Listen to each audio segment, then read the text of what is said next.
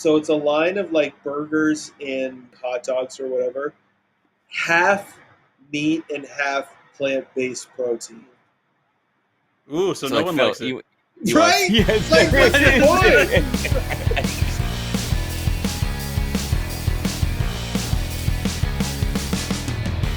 Hello, hello, hello. Welcome to the show. Thanks for being here. If you're new here, this is an odd episode to tune into, but anyhow, this is Hitmakers. It was originally a drum show. Now we're talking to musicians about what they do, and right now everybody is still somewhat quarantined.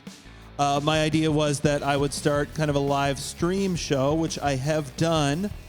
So this is from about a week and a half ago, the Saturday before this one just passed. I'm talking to you on June 9th, 2020, and things have gotten very dark in the world. In the last week, I was not in a place where I really felt like this was what mattered. The show, but I'm bouncing back a little bit. This is helping me to recover my mood, actually, just listening to this, remembering the good times. So this is an interview with Corey Isenor and Liam Frier. Corey is a Halifax, Nova Scotia-based singer-songwriter. He's also a photographer, and Liam is a guitarist. And Liam plays with Corey. They often perform as a duo. They have a band as well. You'll hear a live track from them at the end of this show. It's getting harder to pick clips. These are unedited. The way I used to do the show was I would record a conversation and cut out all the dull bits, and it took a long time to edit. And I'm finding the shows are now longer just because we get in a groove and it's fun to talk, and I don't really have the time or kind of the gumption to do that level of editing right now. So the podcast you're getting is the raw audio with just the spaces chopped out. Anyhow, Liam is my former neighbor. Corey's a friend I know through Liam. I actually played drums on Corey's most recent album. Lovely guys, intelligent cats, great musicians, always fun to hang out with and have a chat.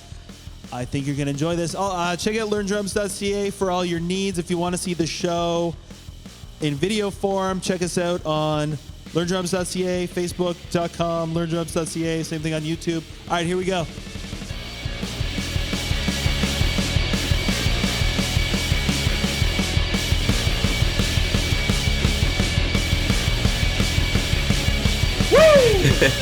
Here we are. That was cool. That was very cool. We can finally hear each other. Mm-hmm. Nice. Refreshing. How have you guys been? Pretty good. Pretty good. How was my volume? How was the hospitality in the green room? Oh, it was excellent. The best service. Good. Kohler. Thank you for the red pepper hummus Oh, it's literally the least I could do. and neutrals, which are very nice as well. Thank you. Yeah.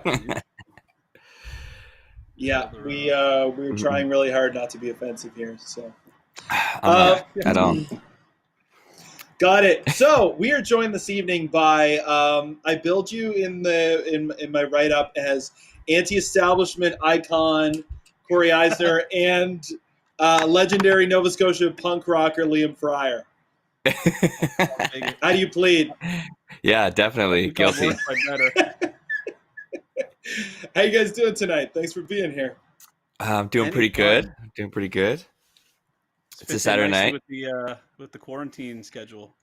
Yeah, exactly. Yeah, I'm kind of curious about the quarantine schedule. Like, my idea for this was going to be just like everybody stuck at home on Fridays anyway, and it would be like originally it was like my whole idea was like half hour like Wayne's World, Space Ghost, but it's like you got to write those shows. Space Ghost. You know. Yeah, it's a cool idea. I thought it was really awesome when you told me about it. I'm gonna move this way. Oh, I'm glad you think so. There are a few different layouts we could try for this. Like that. My headphones and glasses are not a totally comfortable situation. But Is my audio glasses here in case I need them? And there's this. Kind of set up here. Oh right, I'm the overlord in this situation. Okay, can you hear me well though? Do you need more of me in any way? I can hear you perfectly. Now Perfect. Liam is Now I think Liam's Liam could the be a little star. louder. I think so too. I'm I a think little Liam could be a off little the louder. mic so that the camera had I'm just sort of a compromise of the space here, but let me Mhm. crank the gain. Please I love give it, us bro. more gain. There you go, and you let me know. I can change the cardioid pattern, maybe. That would be beautiful. I I'd just want like to hear it happen. room, I don't. I want a whole room space. Yeah, I'm actually curious. Too. I don't like. I don't. I was gonna say I don't need it, but maybe I just don't know that I need it. You know? Right, You want to right, hear right. more of the ambience Yeah. or the ambiance? Pardon me. Right. Excuse The you. ambiance. Yes. Garage. Last week I ran my mic through because I thought my voice coming through the dry Facebook audio was really weird, so I ran my mic through a couple of guitar pedals, and then it just sounded bad. Like I put it through thick, but yeah, no, it sounded thin. I said I had a compressor, Dan Electro compressor pedal that I bought for $10 on Kijiji, nice. and Yeah, it's fantastic. like fine on the guitar. You can hear the radio on it. There's some pretty I love that effect. cheap but decent gear. I'm not much of a gearhead for the amount of music I play, but I've picked up some Dan Electro shit for really cheap on Kijiji that ended up being well worth it. Yeah, I really like to be honest, the the radio pickup thing is the only bad thing about it. It's kind of a bummer because it can be cool, but sometimes is it like picking up radio signals? Yeah, you can't turn it up too loud or it'll it comes through the speaker through the amp. Is that like a bad brand? I bought a wah pedal on a whim once that did the same thing. It was a Zach Wild model wah pedal that I bought for no reason at all. I don't. What really else would you be playing? What else would you be playing? Yeah, and I never used a wah pedal. I never used it, but it would pick up every time you pushed it forward into the wah. It would pick up radio frequencies, and even if I used a 9-volt, I thought it was just like an adapter thing. It just made it pretty unplayable. Yeah, right. It's because it's kind of a cool when you first discover that it does it. You're like, whoa, this is cool. Like I'll pipe in the radio into my set, but it's you don't want it to do it every time. Yeah, no. It's like a NASCAD student graduate project. Well, it would just be because it could be cool if you had it to do only that. But I remember I got this thing and I was getting into it because I had heard you're supposed to use a compressor with the Telecaster, and I had one. So, but I was playing System of a Down. I had my brother-in-law was trying to sell this Fender Twin amp, and I had it in my living room. At our apartment on Livingston Street, because he lives in PEI, and figured he just would have a better chance of selling it in Halifax. And this thing is just huge. It's so loud. It sounds amazing, but the compressor through that, it sounds cool until you can't shut the radio off. Yeah, just can't stop the tunes, bro. Yeah, can't stop the tunes, man. I was kind of bummed too. I have two good stories about that setup. One is that I had a drum student who was he's 42 or something, Dean, and we both were free in the morning, so he would come over and jam out. We played Rockin' for Dollars when it was at the Marquee during that window, and I think it was his first show ever as a drummer, and we did Misfits, Where Eagles Dare, and Rage Against the Machine, and Led Zeppelin. We did Killing the Name. Yeah. What Zeppelin song did we do? The Ocean. And on the first day, I just got that amp there, and he suggested that I plug it in because had just been sitting in the corner. And he came over, he's like, whoa, you have a twin? I was like, yeah, is that good? And he's like, oh, it's amazing. I used to have one. And it was the first nice day, so we had the windows over, playing Rage Against the Machine, Killing in the Name at 11 in the morning, and someone called the cops on us. They didn't even call you. That's what Zach De La Roca would have wanted. That's right. Yeah, totally. Outcome. The man shut us down. Yeah. Yeah, they're nice amps. They're beefy, though. I lived with a guy who had a Fender Twin, and just being poor as shit in Montreal and not really having necessarily like money for cabs and stuff, and sometimes schlepping a Fender Twin on, it had wheels, but still like going a couple blocks with it was like awful. Yeah, I bet, man, because So it's beefy. huge. Yeah, you're right. This one was a custom 15. He bought it for a pedal steel guitar, and so it had one 15-inch speaker. Perfect. Yeah. Oh, dang. Oh man, yeah, but like super heavy. Like you. Right, I guess the amp is still roll it there. down the street. Yeah. And, Corey, you have that really beautiful. Is it Trainer? What's your big boy? That's a lovely. the Yeah, AC-15 or huge. Corey? Yeah, I have Corey's good. it's like a 73, I think, or 72 Trainer Mark III. So it's like a twin speaker, but like 4 inputs, big old beefy tube amp. It's behind me right now. It's lovely. Cool. It's a nice sounding amp. I've never recorded with it though on an album, I think. Or no, maybe the Hollow Body one I did, because we used electric on that. But otherwise, it's always just like sitting in my room, or like Liam's been playing it before quarantine. When my amp breaks, I make him schlep it to gig. He makes me bring the giant amp, but I have like wheels for it, but I haven't attached the wheels to it yet. So I don't feel that committed yet to the idea that I would be a guy with an amp. But clearly, I think I can accept it now. You're an amp guy.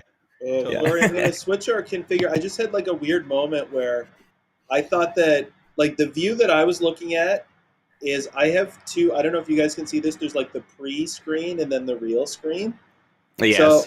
In the one that I was looking at, Liam was the biggest of the three of us, and that's what I thought like the kind of dynamic was. And I couldn't see your amp. Well, it's not really in view. I mean, unless I stood up and point the camera down at it. But I mean, I can show it to you if you want. Yeah, because it is a beefy boy. And you get that nice custom grill. Let me see if I can get this guitar the way. Yeah, give the people what they want. Give the people what they want. Is it vintage? Yeah. Yeah, I bought it from a guy. Let's see if I can That stripe. most of it there, but I added that tiger stripe to it because I wanted to be really funny about it, because it didn't have that. I just added that over the grill. But yeah, it's from the 70s. I got it from a guy down the back. You felt like it wasn't capturing your inner Keith Richards as much. I was significantly bored. But no, really, I found that print. It's like this almost spandex, ridiculous kind of like tiger skin print, and I was like, oh, that's got to be. I got to do something with that. And eventually, I just committed to putting it over my amplifier. But I really haven't. We played a show, I think, at Liam played it when we were at the rock record. What's the record place on Goddard Street, Liam? Hop Yard, that's what it was. Yeah. Sorry. And I brought it there for him. That was like in the winter, like February or something, I think. Yeah, it's a nice amp. She's beefy. She's beefy. It's really sweet. Plays High well. volume amp. Those were the days. Yeah, back when live music was a thing that you could do. When do you think that'll happen again? Hard to say. I mean, it wouldn't be hard for us to like put on a show and just be like out in a field somewhere, and that way people don't have to come near us. But beyond that, I don't know in terms of like having people in a bar or anything. There's a little bit of it happening here. Like there's one guy I know is playing. He also books these two bars, but is doing like playing solo and like table 6 feet apart or whatever. And the Sussex Drive-In is having a show. Yeah, and so they're sort of the same thing in maybe the Valley would do a similar concept, but like it's not environmentally friendly, but I guess nobody gives a fuck about that anymore. No. It's People don't unless they need to, right? Yeah. People don't care about anything and unless they need to. Might be a little offset by the fact that things are opening up again now, but by and large, people haven't been going places. Been staying. I've been a full-on hermit, and I'm bloody loving it. Yeah, well, it's funny. There are a lot of things I like about it. I have kind of mixed feelings about it, to be honest. I thought I would like it more than I ended up actually liking it. Yeah, because that's exactly what I thought. Like, never have to leave the house, huh? And as the weather is getting nicer too, it's going to be a lot harder to. But things will open up, and maybe we'll get a second wave, and they'll have to clamp it down again. Yeah, exactly. The new flu season concept will just be like mask season. I feel like that's what eventually is, in the next year or so. It was like, It's October. Yeah, right. That's crazy. You gotta start wearing your masks everywhere. What's the mask situation in Nova Scotia? Excuse me. Do people wear them a lot? Yeah, Good you amount still of people. totally. Went But to Canadian Tire yesterday. A lot of masks. it's like I mean, in terms of the numbers, yesterday was the first day they had no deaths and no cases, but at the same time, the popularity of people just getting used to, I think, wearing masks and having them available is making them more prevalent as well, even if there isn't high numbers, I guess. But it's I'm trying to imagine like how they would try to regionalize something like that, and they can't really apply that tactic, I guess. So What do you mean? Yeah, and like, I've also not been in the city, Corey. You've been in Halifax the whole time. I've just been making the odd trips into my apartment to make sure it's not burnt down. And Liam, you've been vacationing? Well, I've been in the country at my generous girlfriend's place out in Hants County, where I am now. living it up. Well, yeah, just being off the grid a little No, more. I'm teasing you. It would be that would be a good place to be, I would think. It is, yeah. But I'm curious as to what the vibe in the city is, because when I go in, it's just to run an errand or two. After dark now. Yeah, now it's after dark, baby. Yeah, I've got a different light. I have a bunch of lamps, and I was just playing with the idea of what I could do with them, basically. Yeah, I've got a shade on there. I do have Allison as one of the LED ones that you can change the color with your smartphone. Oh, but like right, the right tone? now, I got a Christmas tree going on. I don't know if you guys can see that.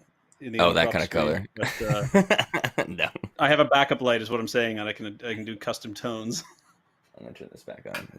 That's flattering. That's a relief. It's a relief print. Go to the phones for a minute here. Oh yeah. I didn't even know you had that option. I forgot about that. I forgot about how we were in high demand. Oh man, this is like 95.7 in Halifax. Well, in terms of talking about the idea of like liking it or not. Yeah, I honestly coming because the last 2 years of doing 22 minutes, we would finish at the end of February, and I would literally go on to EI in the beginning of March. So I was expecting to go on to EI and not do anything at least for 2 months, and then maybe see what happens with the summer and just be playing more music. So that's the only go on record with that thing. Yeah, I know, right? But but I've been doing exactly in a way what I was probably going to do, and now I just have more time to focus on that, which has been like photography, just going on a lot of walks around the city, and then writing a lot of music. Well, not music, writing a lot of lyrics. Yeah. You've been getting some stellar shots, Corey. I thought thank you. Yeah. Point Pleasant Park in the sky.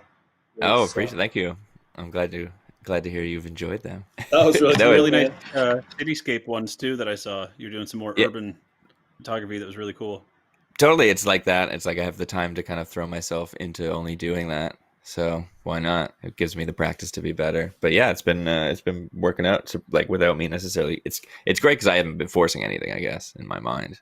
Well, the songwriting was forced, but then it eventually came natural. But you're pumping them out. You have almost a whole. You have 10 completed new songs with lyrics. 10 completed. Yeah, crazy. Totally. And they feel good. They're new and they feel different. So that's the idea for the summer is like if we can get back together, we can just start recording and playing music together in Halifax. Focus on an album. Be nice. But like with the boys, do like a Big Pink thing since they basically have turned their house into a recording studio. Yeah, that's nice. Right. What is? Can you guys just like hang out normally indoors as long as you're less than 50 people, or like that kind? Like, is that on the horizon? I'm curious about that because it's sort of. I assume that like social distancing is just a thing that they want to keep enforcing, but I mean, eventually they would have to either restate that they will keep doing it or not, right? Because otherwise, it's sort of like, yeah, we don't have to touch each other, but. No, and that's not what you're looking for necessarily. I'm not going to say across the board. I'm not going to make that decision for anyone, but that's not the idea there. But that is true. Like that's a thing you could do. I mean, there's like it's a weird situation. Even I was trying to like even imagine like what are all the people moving and all the people that move every month that move into new spaces. It's like, do they quarantine moving into a new house? Probably not, even though or a new apartment, even though they're around all of these other new people that they weren't around before. And that's not really a thing that anybody's talked about. And so I assume that in a way, there's just leaks in every part of this concept of like, here's what we want you to do. But at the same time, there's all of these things that we can't really give you an exact ruling for. Totally. So it's like, it's what if like, I just move into the house for the summer? Then I'll be fine, I guess. Yeah. Because then I live there. Right. And it also just kind of goes against basic human nature, too, of like, I will happily stay in the house for a week, but at the end of the week, I want to go somewhere. Like, Yeah. you know, that's the difference that I found. Mm-hmm, mm-hmm. Yeah, especially for like the 5 weeks of summer that we get. Yeah. Mm-hmm. Every year, and people tend to like hit it pretty hard with the socializing and stuff. Oh man, it's gonna be rough because like, I mean, this has been beaten to death, but like the tourism and hospitality industries are I mean, the hospitality industries are already really suffering. But we rely so much on tourism, especially in rural Nova Scotia or the Maritimes. Period. Yeah, totally. I think we're going to see a lot more businesses going under. Unfortunately, it's like it's rough, and it's never it's not going to be the chains, right? It's going to be the local mom and pop. Yeah, I read a statistic recently that was like 90% of independent venues in the U.S. could close. Which is wild, totally wild. Because you think like 10 months with no income or whatever. Oh yeah, and it's such a fickle industry anyway to have a restaurant or a bar. You live month to month. Your margins are tight. The turnover and failure rate is so high. Mm-hmm. Yeah, and just the novelty factor too, right? Of like, there's always a newer place once your initial run is done.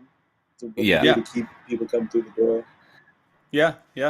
Some places seem to be able to do it, like Salvatore's, like, has got something figured out where they're just slammed every weekend forever. They have their corner of the.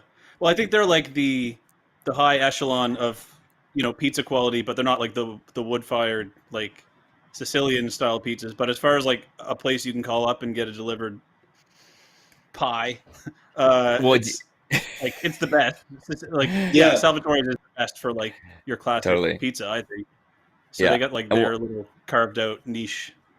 And they're like a clear, like higher, I don't know, you say like higher tier product or something than the competition nearby. Like everybody else is doing like the basic slice, and then these guys are innovating. They're not quite like the artisanal like pizza corner operating. They just I think their sort of identity is really established. It's like, this is the best damn pizza you can get if you want a friggin' pepperoni pizza with extra grana padano or whatever. Oh, I know, or like a cheese and onion pizza. Some has like the best thing I've ever had. Oh, it is so good though. I miss living around the corner from there. Yeah, same. Yeah. Well, they were perfectly lucky in terms of the idea of just being a business where it was already takeout set up, and it's like been takeout forever. Pizza businesses, if anything, if they kept going, they were lucky enough because they were the only things that already were ahead of the curve besides the drive-throughs, I guess. I don't know. Yeah, I've been to I don't think not having a dining room, it's not going to hurt them the same way it's going to hurt a lot of restaurants trying to adapt to being a takeout model, or like even when we open back up, having social distancing protocols. Exactly. Hurt a lot of places. That's what I was trying to figure out. I was like, how are people going to even have the concept of servers? Because you're not going to want to interact with anybody. You're just going to want food or drinks directly to you. That's the thing that I read an article about. Unopened, yeah. Well, yeah, like, are you going to want food handed to you by a server wearing gloves and a mask? Like, that is better, but it's weird. The optics are weird. Yeah. The optics are weird. Why did you go out for that experience? Oh, yeah, totally. It's like, it shows they're at least taking it seriously in a cursory kind of way. Well, yeah, because their job is so high risk. Like, they just are exposed to so many different surfaces and like takeovers and all that. Well, that's what it might be forces. Like different people's mouths, No, go ahead. Well, just I think like restaurants and entertainment, like venues, it's kind of an escapism anyway. And not that people should not be thinking about social distancing, but it's like you finally get to go out for a bite to eat, and then somebody comes up wearing a hazmat suit, and you're like, "Fuck." Yeah, it's totally. Is this worth dying for? Yeah, exactly. It's real again. It's real again. Like, Sure, there's ambulances driving around all the time, but we've learned to block that out. It's going to take some time. That's weird. Like, and as short-sighted as I think, like everyone is as a society, especially like as things open up, and we'll be like, too bad, fuckos, back to business. Yeah. I do think that probably some things will be a little changed, like you mentioned. Yeah, forever during flu season and during maybe less hugs. I don't know. Yeah, like less hugs, more drugs. Yeah, more drugs, but unfortunately, more drugs leads to more hugs. Depending on the type, or just like pawing, right? Yeah, so you put them in get your own bubble, boy. I wish I could just like make my pupils dilate. I'd love to just be like, "What's your name?" Don't touch me. Do it Stop on command. Yeah, there. Yeah, maybe those like bubbles that people can like go on the ocean with, but otherwise they just crowd surf with. Maybe those will become really popular. And unfortunately, you'll have to have more fields, but then people will just be in their own plastic bubbles, metaphorically and literally, at these festivals. Or like the Zorb things or whatever. The Zorb things. But it'll be too hot. I mean, you'll have to have a festival in like the winter. Maybe that's what'll happen. Winter will become cool again. I don't know. Yeah. Yeah, man, it's weird. Are we supposed to be spitballing ideas? Is this what this is? I'm just thinking about like when was winter last cool? Like, can you describe for us the slump that it's in? I think it was the 1998 Olympic Games where Ross Ribliatti lost his gold medal for smoking weed after he won it in snowboarding in Japan. Would you say that's a cool moment or an uncool moment? I think that was both cool and uncool because he was uncool that he got embarrassed, but then he got the medal back. So ultimately, I didn't know that he got it back. He's a fucking snowboarder. Of course he smokes weed. Of course. Yeah. And now he's more impressive. It's not performance enhancing in that regard. It's like no. He should get an extra tenth of a medal. I know he's smoking up blood after the race, like as he does a McTwist. Yeah. Take a big old hit. Yeah, exactly. That was the last time winter was cool. That or whenever that Quebec festival that I've never been to happens. Like with the Bonhomme? Is that what it is? The Bonhomme Carnival. Yeah, totally. What's the little they do like the crazy like it's like the XFL of skating. They have that crazy like luge track that they skate down in hockey skates and they can check each other and shit. Yeah. Really? Yes, I have seen that. I've only ever like seen not just speed skating, but like no, it's like they're like wearing hockey shit. Contact, yeah, roller derby on skate. Totally, that's pretty cool, actually. Look it up; it's crazy. They move really fast. It's like it's a Red Bull thing too. Some sort of X Games hockey race. I don't know. I'm not sure. I don't know what it's called. This probably hasn't been a thing since like 1998. So you went to the collars. There were no collars, I guess is. Oh no, there were none. And then I decided I wasn't gonna let that be my vibe, you know. Rats. Yeah, I know it is a funny thing because I haven't it's the show has kind of ended up being thrown together the last few weeks. And it also is funny in that, like, it's different from the podcast in the way that, like, for the podcast, for me, I'd listened to so many episodes of WTF and, like, a couple of different ones that basically were the same idea. It's like you talk to somebody and get their life story. Mm-hmm. And so I did a bunch of those, but it's like, you're recording it and it doesn't come out right away. And it also is like, it feels like more like a private space. Whereas, like, this vibe is very different. Like, that's not what you're looking for necessarily on a video on the internet at 11 o'clock on a Saturday night. Like, it's like a different feel. But anyhow, I did. They can see us. Yeah, I did want to keep the tone or the idea of, I guess, the original thing because I don't have skits written. So Corey Isenor, you recently made headlines with some pretty controversial statements about the music industry. Care to elaborate? I don't know what headlines you would mean. That there's no newspapers anymore, so I don't think anybody. If anything, We've all the seen the headlines. You can't hide behind that. the article had a certain title. Yeah, maybe I was too candid for the Maritimes. Maybe they can't handle that kind of. Who in the local music industry do you feel needs to be taken down a peg? Taken down? Oh, what do you mean? There's not enough paper to write that many names down. Yeah, do you want a list? I'll give you a list. I'll burn any bridge, but I have to be cognizant of the fact that I'll might be representing other people, not just myself. First we'll start by burning the bridge to PEI. We don't even have to worry about that. And then it's made of concrete, buddy.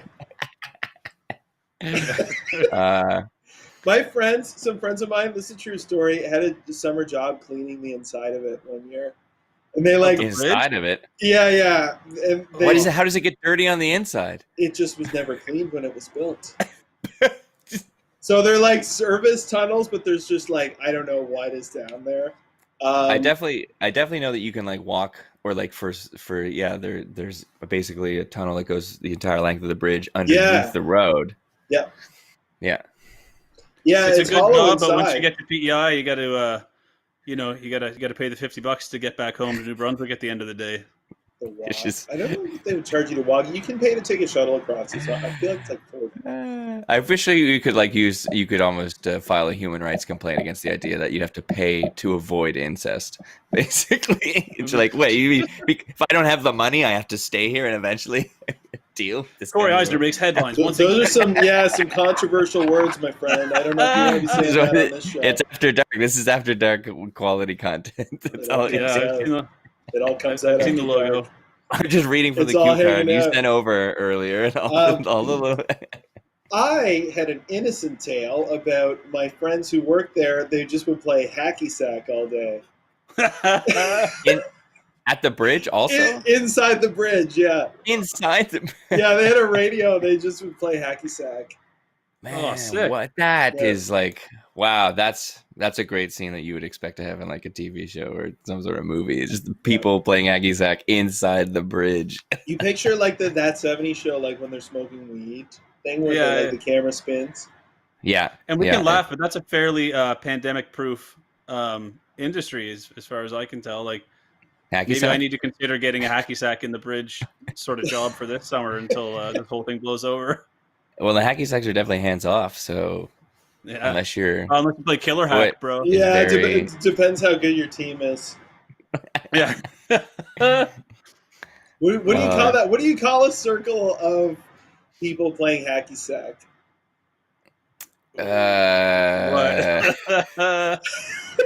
Can't wait. I was trying to think of something like a ballroom. Basically a commune at that point. Yeah, totally. Right. A squad. Which is our next goal. This is our goal. A squad of hackers. A squad of hackers. I was asking Jane earlier whether she thought that Brunch Squad would be a cool name for just like your group of friends. Instead of Lunch Squad? Oh, the Brunch Squad? That's already a name that every Karen has given her friends. That's what I'm saying. Brunch Squad. I signed up for Canva. Have you guys used? Do you know what Canva is? Don't know what it is. No. It's like a graphic design thing. It's like free on the internet. But you can. There's just like pre-made kind of templates for all different kinds of designs, and so you just put your own words in or whatever. Oh, okay. But one section is T-shirts, and I was like, I kind of thought of making demotivational T-shirts. And I was like, I could just design them on this thing. But the actual T-shirt designs that are in there are always, they're like, choose your bliss, or like #squad, or like. I just couldn't believe like the how consistently bad they were. Is #squad the new live, laugh, love? Yeah, is that I hope like so. I will say anyone who like, especially. I don't want to racialize it, but like when my white hippie friend or someone I know on Facebook has like #squad goals underneath the picture of them just like, doing something vaguely fun with their friends, it makes my skin crawl. Yeah. It is like... I believe that. I don't know. It's hard for me to even articulate what's so gross about it, but it just really rubs me the wrong way. Squad goals. It's like you're playing volleyball.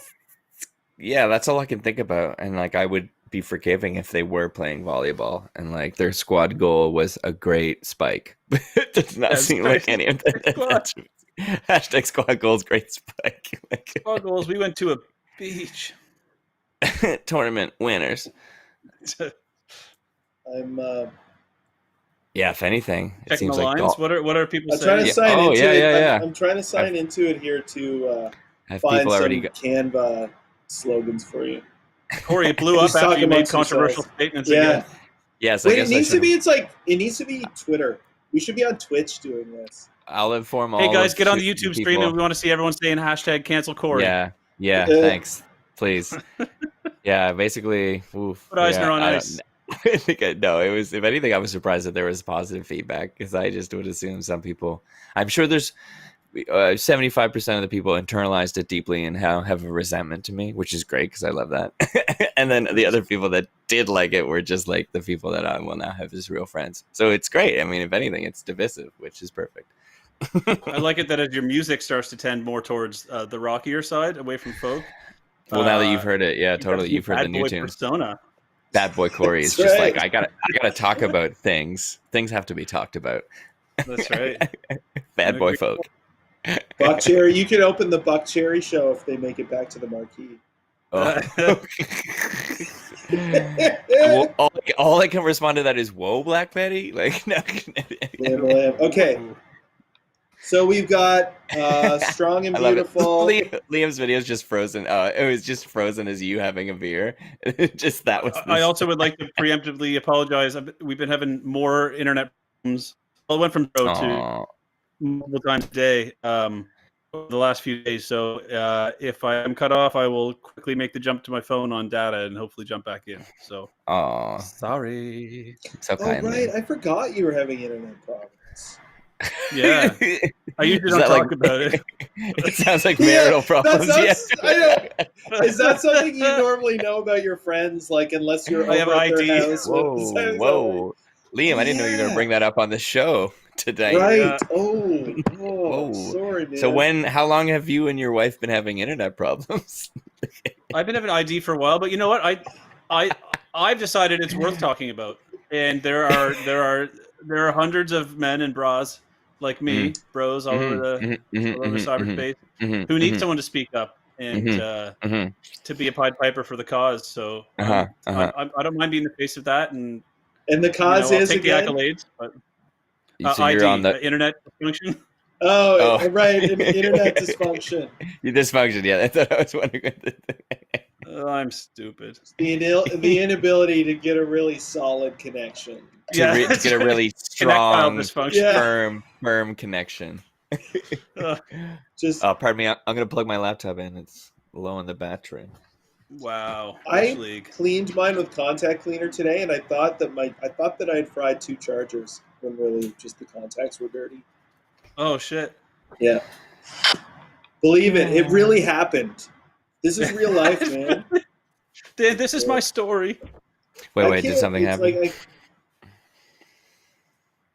So Ryan, have you been how are things on the music front? Are you still managing to play a bit, or is it all in a bit of a downswing like it is for most people? It is like recording and stuff. Like obviously live shows aren't happening, but yeah, I've been recording a bit. I have one new song. My brother's putting out a compilation, which is coming out in June. And I speaking of Buck Cherry was on my mind because it was like a song that started as a joke.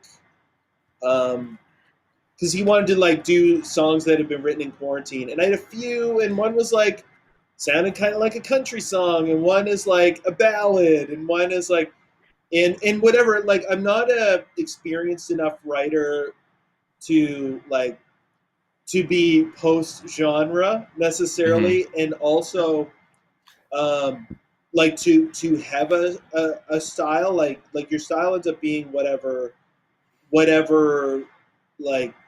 your version of being able to express it is, I guess. That's not exactly but you know what I mean, the way that you sing, the way that you play guitar, the way that you do whatever, totally. That ends up being your style no matter what you're doing. But anyway, And I was like, I don't know. Do you want a ballad? And he's like, and there's like, oh shit, I have this like punk tune that I forgot about. Mm-hmm. And he's like, oh, that might be the move. But anyway, so it's a minute and a half long, and it's like, it was like a like power chord kind of jam, and then I was like just like made up lyrics that were like making fun of Buck Cherry, and then I made it into a tune. Anyway, so yeah, I got a song in the can. First time recording drums in my basement, which they came out sounding pretty good. Oh, cool. Yeah. All right, I didn't see your music room when I was there, but you've got a little space down there. Yeah. Mm. It's pretty cool. The Yeah, guy who built the place, I think it used to be his office or something. There's like green shag carpet down there. Yeah, I saw the little video. video. It used to be Zappa. Zappas. Yeah, it used to be Zappa's. Yeah. Yeah, I was in studio. Yeah, Frank lived here for a bit in the 80s. Yeah. So it's like it sounds pretty dampened by the carpet? Yeah, it also is like, I don't need it to sound amazing. It's like kind of a sloppy, dirty punk tune anyway. Yeah. And like, I like that kind of sound. I like it to sound trashy. So as long as I can get like some low end. I've been using a Zoom R16, so it's like, it's a thing that you can record to an SD card, but I'm using it as a recording interface. But I've got 4 mics on the drums, plus it's got 2 little built-in condenser mics on it. And I just turn them both on and then pan them hard left and right, and so it gives you kind of a room sound. And then just punch up the drums. Is it like one of the little Zooms with the condensers that are like X and Y? No, this one is like a hard disk recorder. It's like a hard disk, like you know those Boss machines? Yeah. It's like the same kind of idea. Nice. Yeah, it sounds pretty decent, and it's like pretty cool what you can do with home recording. Yeah, totally. I'm looking forward to that thing with because Jason, he has an audio engineering degree, so I haven't really seen. Amazing. I've heard what he's done basically through the little projects that he had. And who is this, Corey? Clients. Oh, Jason and Jonathan Barkhouse are the 2 twin brothers that we play together with as a band, and they live here in Halifax and have been backing me up. And you Liam, who am I? Nobody. Enfield bad boy, Corey Eisner. No, that's the other Corey Eisner. Oh, right. Yeah, that's got to be annoying. No, I mean, well, there is another. He is another. He drove race cars, so I mean, he's much more of a bad boy than I am. Oh, funny. Yeah, there's a couple Ryan Browns. There's one in Summerside and there's one here too. Oh, I can imagine. Yeah. And actually, speaking of Zappas, there is like RyanBrownDrums.com, which I thought about like signing up for at one point, is already taken because this guy who plays for Dweezil Zappa, that's his website. Oh, no way. Yeah. No Amazing. Way. Yeah. Dang. Dweezil, he came to Halifax a few years back, or it was probably like 10 years now, but was it Zappa plays Zappa? Well, yeah, that was what I was about to ask. I think, like, is that his whole shtick? Not shtick, but, like, is his career sort of doing his dad's tunes? I think so. Yeah. I don't really know. Like, I don't really know either. But so this drummer would have been there. Oh, sorry. I thought I was asking the other Ryan Brown. Oh. Yeah, ZPC is pretty full time, bro. Yeah. Could you? Yeah, ZPZ is 150 dates a year. Wow. Yes. Jesus. That's intolerable. I do know that that's what they call it. I don't know if they say it like that. I've only seen it written. Zappa. Oh, Zappa plays Zappa. ZPZ. Gotcha. Yeah. Oh, it's not like a sort of virtual reality hologram kind of soccer game thing that they're involved in then. I have nothing to play on the topic. I have no jokes. Nah, Corey, spin out. I haven't been to any of those cover bands sort of big. No, I haven't been. I don't think I've been to ever like an official cover band of another band that's done like a big show tour. Well, I went to see Thane Dunn, an Elvis impersonator from, I think he's from Moncton or from New Brunswick. He did a Christmas show at the Astor Theatre in Liverpool a couple years ago, and my family and I, we usually do some sort of cultural thing in the weeks leading up to Christmas. Go to Neptune Theatre or to the Symphony or whatever. But we were like, we sort of went there like as a laugh, thinking, or just like, you embrace the cheesiness of the whole thing. But holy shit, if it wasn't one of the best shows I've ever seen. He's serious, man. He's awesome. He is awesome. And like, Elvis is amazing. I don't listen to a lot of Elvis, and we just sort of went there, like had a few drinks, and whatever it is, it will be, like we'll get our entertainment value no matter what. Mm-hmm. But he's pretty unique. I mean, I don't know a lot about Elvis impersonators, but he plays himself. He doesn't really play Elvis. Like he does That's the what I shtick, was but gonna he's like say, he's Thane right? Dunn, and he's fucking awesome. And he has this suit right. made by the same. I think he's the only Elvis impersonator that has the suits made by the original tailor that made Elvis's suits. And he changes halfway through the show, so he's the rhinestone cape and shit. He's two of them. Does he have Amazing. the guy too? My favorite. So I used to work at Imperial Theater here in St. John, and he would play there every year. Sure, I bet. But the one time I caught part of the show once, but my favorite part was there was this dude in like a track jacket that just said Elvis, who would like come and like give him a sip of water after every song or every couple songs. He had like shades on and like an earbud, and like his whole band all have long blonde wigs on. Yeah. Amazing. Oh, funny. And it's so good. And he even like, and people go nuts for it. And we were down in like Queens County, Nova Scotia, so like people are probably coming all the way from Caledonia. Just come see Thane Dunn and beyond. But he's like dabbing himself, like dabbing his sweat with a towel and throwing it into the audience, and people are like scrambling, kind of like fighting amongst themselves to get the Thane Dunn Elvis sweat towel. It was so cool. It's dinner theater, right? That's or what is it I dinner heard. theater? Like, I used to sell tickets at the awesome to shows, and his like they get the VIP section. It's the first 5 rows or whatever. And then, like, the old ladies would, like, I had someone tell me on the phone, I was like, well, the front row is sold out, but I can get second row. And she's like, what? If you're not sitting front row, what's the point of the VIP? You sit up there so you can catch a scarf or something. Like, you try to catch the scarves. You can sketch a scarf or something. Thane Dunn doesn't, he gives love to the VIP, and I think they get, like, a meet and greet thing, too. But he'll chuck his stuff back. It's not first row getting all the love. Yeah, but anyway, it ended up being awesome, and I would do it again in a heartbeat. It's so good. I recommend everybody go see Thane Dunn. Oh, that's fun. He's placed very highly in international Elvis competitions. Oh, that's so good. Yeah, he was a straight shooter. He'd call us up, and he would always sign off on the phone. He'd always be like, "All right, stay cool, man." Nice. I loved it. I felt cool when he said that. Yeah, you're like, I will. You know I was cool, but I will. Oh my god, cool. He thought it was cool the whole time. Wow. Let's try that. Being cool, huh? Wow, yeah, I am staying. I'm cool right now. Yeah. I didn't even know it. I had the power the entire time.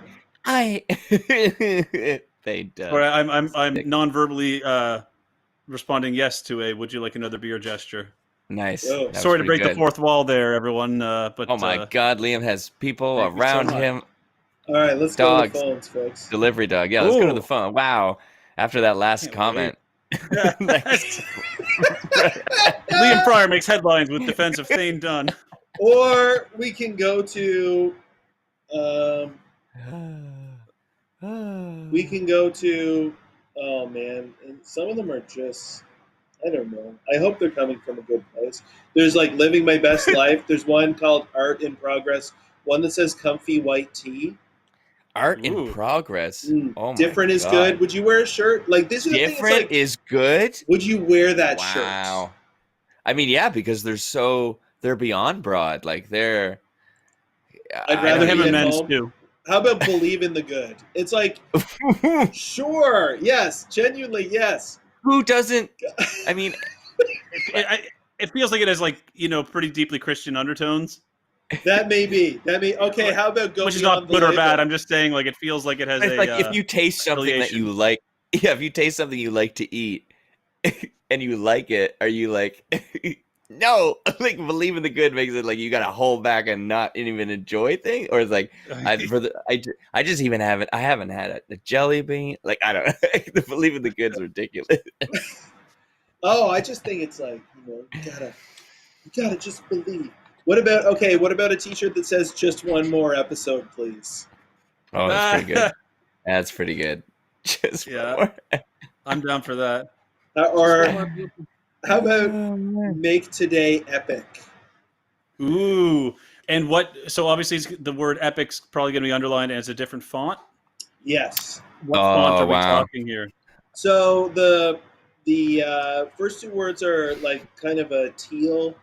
I think that's teal and maybe aquamarine.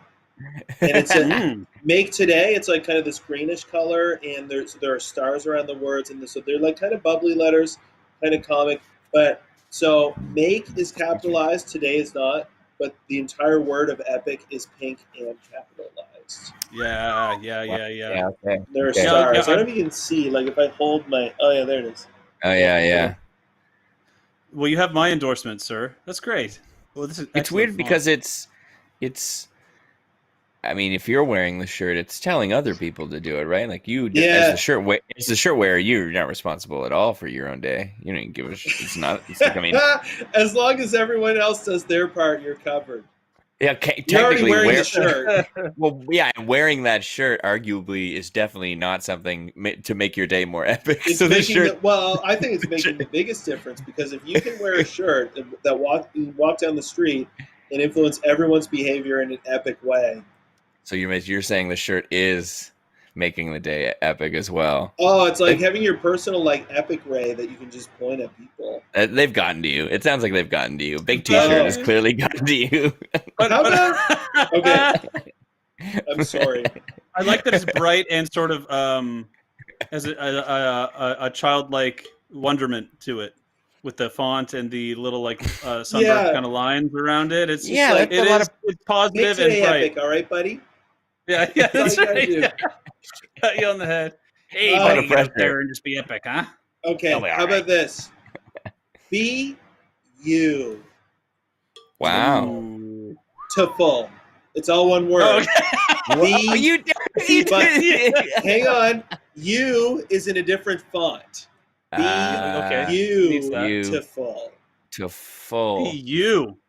Be beautiful. Is to full on the back of the shirt? No, it's all like one word. Can I show you? Yeah, please. Okay. So it's like, okay. Sorry, hang on. More. Oh, now it's, hang on. Maybe now I'm zooming in. And you got a copyright I know, this is such cheap entertainment. No, it's great. And it's like it was such a good idea that somebody snatched it up. It's like the amazing thing is like we can do anything through technology, and now I'm like sitting here watching my phone load. You know, like he's learned a lot. It's everyone's best life to live. Nothing yet. Oh wait. Oh yeah. That's great. Ew. No, that's terrible. That's a custom jobby. Oh well, you could just print it. Oh yeah, I see. Yeah, that's great. Beautiful. Beautiful. I don't know, Liam. I can't understand if you're actually behind that or. Not this time. 50% of respondents polled. Beautiful. Okay, I'm trying to. It's good because it's positive. Okay, hold on. I'm being given something from offset. This is something that my girlfriend has in her kitchen. Oh my! Corey's mirror image doing that job. Oh no! Oh my god! But it's not exactly the same, and I bet. It is exactly the same. That's exactly the font's different, and it's not the heart, Corey. So. Oh, sorry. Okay, you meant the word exactly as literal. It also is not something that you wear. It is. Not yet. I'm gonna put it on like Flava Flav. I'm gonna have a chain. You should. That'd be great. Instead of the heart, it's gonna be a clock. Why is the heart in there? That adds an extra level of complication. Well, no, it's an extra level of self-love that you would do well to include in your life. Oh, okay. Or do you have positive affirmations and mantras that you say to yourself in the mirror for 45 minutes every morning? No, never. Why would I do that? I'm not. What? That's the dumbest thing. Maybe you should dispel this dark cloud that's been following you around everywhere, Corey, that just makes you spread all kinds of just negativity about... Yeah, it's really hard on society. Fears. I can tell. Oh my Don't listen to what the press say. Valuable. Oh, man. Yeah, the world's gone way of I don't know what. So what was the experience that turned you off of the music industry? The experience? Oh, yeah. I think it was being given feedback from like a review board for a grant, and the feedback was the worst feedback somebody could ever give. And like it was less the fact that they were like, if anything, they should have prepared an applicant for the idea that, like, remember, you're trying to apply for money so that we can make you look good, as opposed to just like, we don't care about the artistic quality of what your product is making. And I think that it was just like the viability, like it was like 100%, the market 100% of it. Yeah, exactly. And then once they were just like, well, it's not marketable enough. And I was like, that's odd. I thought you were a cultural institution, but their business were motivated. And that was kind of the turnoff 100%. Versus like, well, I might as well just apply for money from the Arts Board or the Canada Council then if I want to make actual music. If that's what your goal is, certainly. And I think that kind of honesty is valuable also, in that you're not like, I don't know, maybe you are like continuing to still go to them and being like, I hate this, but I just want the money. Oh, no. I applied the last time. The first successful grant I got was after 4 applications, and that was for the last album. Mm-hmm. And it worked out well in terms of being given the money, but like realizing that they were only going to give you 50% if you claim that you were also going to spend over $10,000 was like, that's a ridiculous kind of ultimatum for anybody to kind of understand how to be good at making music. So I was like, never going to do that again either, because they won't give you money if you don't apply for less. So why would I bother? I think there are just sort of contradictions in the idea of arts grants too, where like 100%, yeah. I'm even like pretty okay with the idea of maybe it is just like a small scale loan, and maybe it should be totally treated like a business thing, and you should pay it back, and it should be viable in a market sense. But if that was completely true about a lot of music and art in Canada, then we wouldn't need like a grant system anyway. Yeah, exactly. If we were just leaving things up to market forces or whatever, and like not like, and so I always feel a little funny about grants anyway. I've applied for a few with no success, and that's probably my fault. Yeah, because it's not really, though. I wrote them poorly, or my music's bad, or it's not. They don't consider it viable. And it's a bit of both, though. Like, because I've been on both sides of like being rejected a lot, but then like hitting like figuring out it's both like figuring out and becoming the kind of thing that they are looking to fund. Because like once you get a little bit of a boost from somebody, then it's like, then you just can kind of get greenlit if you're on a streak. You still have to be the right thing, but then it's more about like, why would we disqualify this project?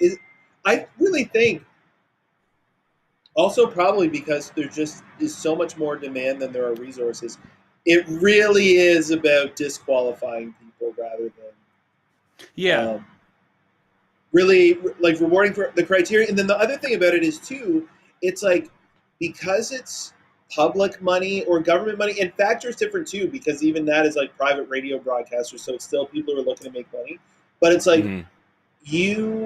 because there's government money, it needs to be explainable to somebody who like doesn't necessarily understand music. Yeah. It needs to be, in order for those programs to just keep rolling, like there needs to be some kind of bottom line that a person who's like, I don't know what's good, like and not to mention things that art that is like I'm not saying that the grant system rewards like it is about Canadian culture, whatever that means to them or to you or anybody, and it is about giving Canadian artists a leg up, I guess, in a lot of ways. But it is, something that might be viable to them from a Canadian culture standpoint. It might not be what the market actually wants, or might not be what people want to spend money on. Oh, it might not I be agree. viable as a business model to pay back, and like it is just like a contradiction in the system. And like I think grants are good, but I think that is always sort of a contradiction that's in just in the idea, Yeah, I certainly have benefited from them too, and it also like can give you the false idea that both that what you're trying to do is like possible or achievable. Like if this is seed money to help you get there, but then you yourself there, but also it's like you end up setting like weird targets as a result. Because you, like for instance, I had a thing that I applied for. I wanted to go to the Creative Music Workshop and I wanted to take a couple of drum lessons with Dave Elitch, this drummer guy in LA, who I had gone to see when I was down there and did like an intro thing. And I just wanted to follow up because he's like a body mechanics guy, and I just want to make sure I'm doing this. Is he the guy that was like the Mars Volta guy? Yeah. I obviously knew him a little bit through that, but then you were showing me videos and stuff, and he's a fucking monster. Yeah. But it's awesome. like pricey. It's like, you know, a couple of lessons with him plus the creative music workshop thing would have been like $1,000. And that's what I applied for. And, but the feedback that I got from those guys was that it was not a big enough project. Like I should make it more of a thing in order to be convincing. But I was like, really, this is all I want to do. And I think this would be a good thing for me to do. But also, I know, in like, you could blame this on my own disorganization, I suppose, but like the deadline for this particular grant was in May. The thing I wanted to do was in July, and I wouldn't find out if I had gotten it until September. Oh yeah, exactly. So it's like, you can pump up your project to maybe get what we want, but it'll cost you like double or whatever, you know, in order to meet our criteria of what we fund. Or you can just, but you may get nothing. Yeah, because it is definitely. Yeah, because I talked to them and I was like, this is what I'm thinking about doing. And I didn't realize that the process was going to take that long. And I was like, I'm thinking about just scaling it back and like doing what I originally did. And they're like, don't change it. You'll like lose, because if you change it from what you said you were going to do, then you just feel like you voted your warranty or whatever. But I thought it was like weird. I ended up just being like, you know, I don't care. But the other thing is like, I think to compete in the like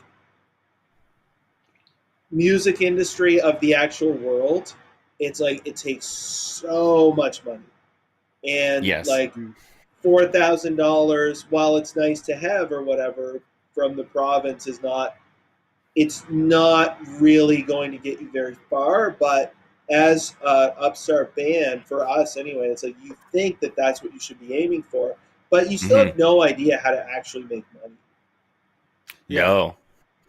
Like, and it just may not be possible unless you go the super commercial route. It's sort of out of the hands of the people that don't control it too. So it's kind of weird that they still would think that like you have to qualify for something that's a standard that they didn't set. Because it's like, well, hold on. If you want to really support us, shouldn't you just be looking at ways to actually support us as opposed to trying to make us qualify for the rest of the world that you don't understand? Right. But that would be too much foresight, I think, for like a general business model that exists around here. Because if anything, it's like a lot of like inferiority complex. I feel like the Maritimes is. It's like we want to be like the internet says the internet in the world is. We want to be like Toronto. Like they don't really. Export ready is the biggest term I have. I have a big problem with the term export ready. I hate that term in terms of like, oh, so you don't care at all about people living here and maybe creating a scene or culture or community. No, it's export ready. So it's like, which should be emphasized if we are getting government assistance towards like art and culture, then it should be in support of those things. Like I like the idea of like tour grants, like tour support and stuff. Like and that is still marketing and it's still financially they're specifically for that. I guess if you expect to make money off of art, then it is financially driven in one way or another. If you're playing original music in Nova Scotia, and you want to, and that is the thing though, but that is the link between Nova Scotia or the Maritimes, whatever, and the like larger music industry. But it is a funny thing, just in that like, you used to have to like. Hank Snow didn't make his living in Nova Scotia. Anne Murray didn't like make it big out of Nova Scotia. And now people just like, I grew up in the era where that was not like you could do it. Sloan did it, you know? Yeah, totally.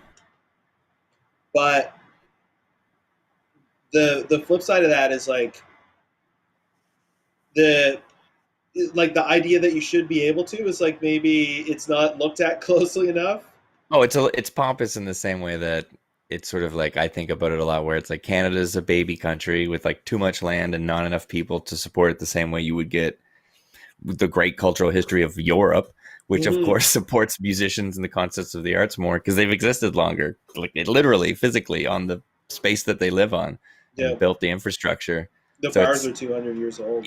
Yeah, like even America is fantastic because of how many cities there actually just exists geographically. If anything, Canada's kind of like the thing, right? Yeah, exactly. Canada's like one of the worst places I think to be a musician in general, just because it's too big. If you got a tour, I know it's insane. It's dumb. It's dumb, and you can't make money. There is the brain drain that exists in almost every industry too. That's unique to the arts of, like, you know, people move to Toronto or Montreal or Vancouver.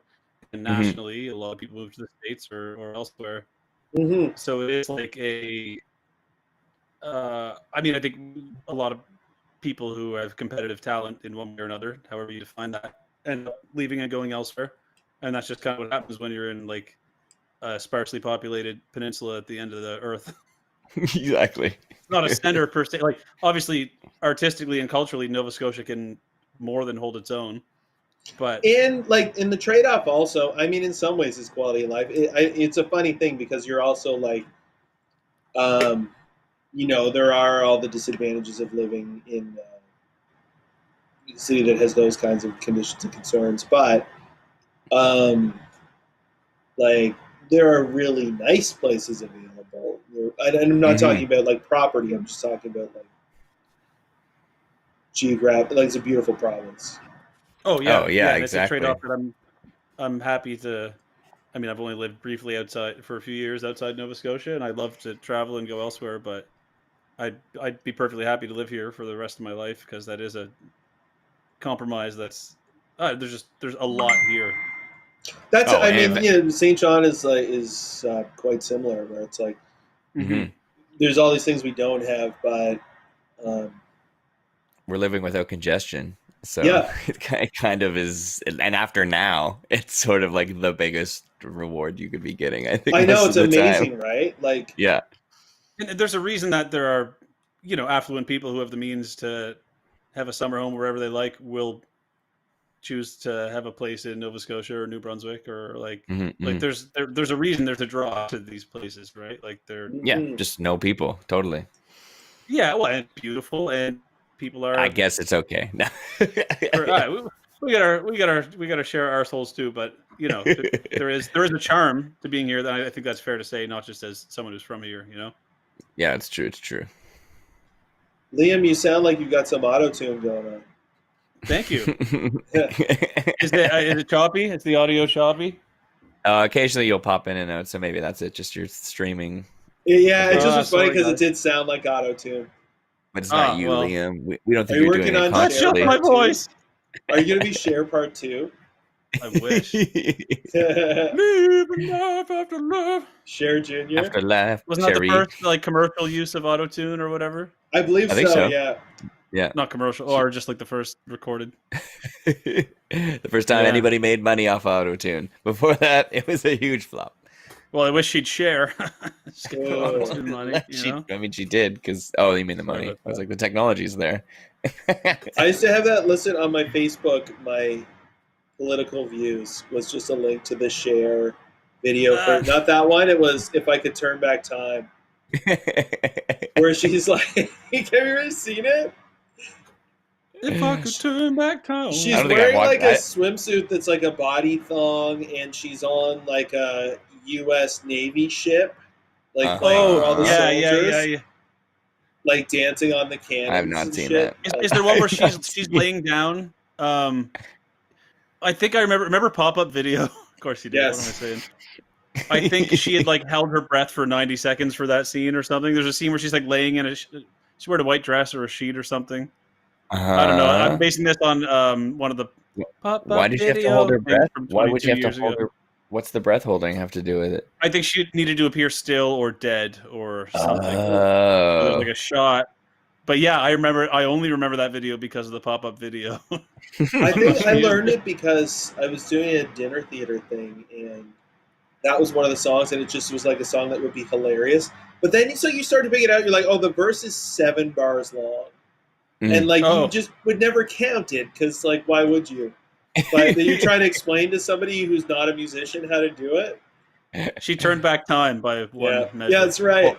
Or by Definitely one when I went to like in the first year of university, for some reason I got it in my head that it would be good to do Cher, and covered the "Do You Believe in Love After Love" as like a folky song, as like a bad folkster and 19-year-old. That's rough. That's really rough.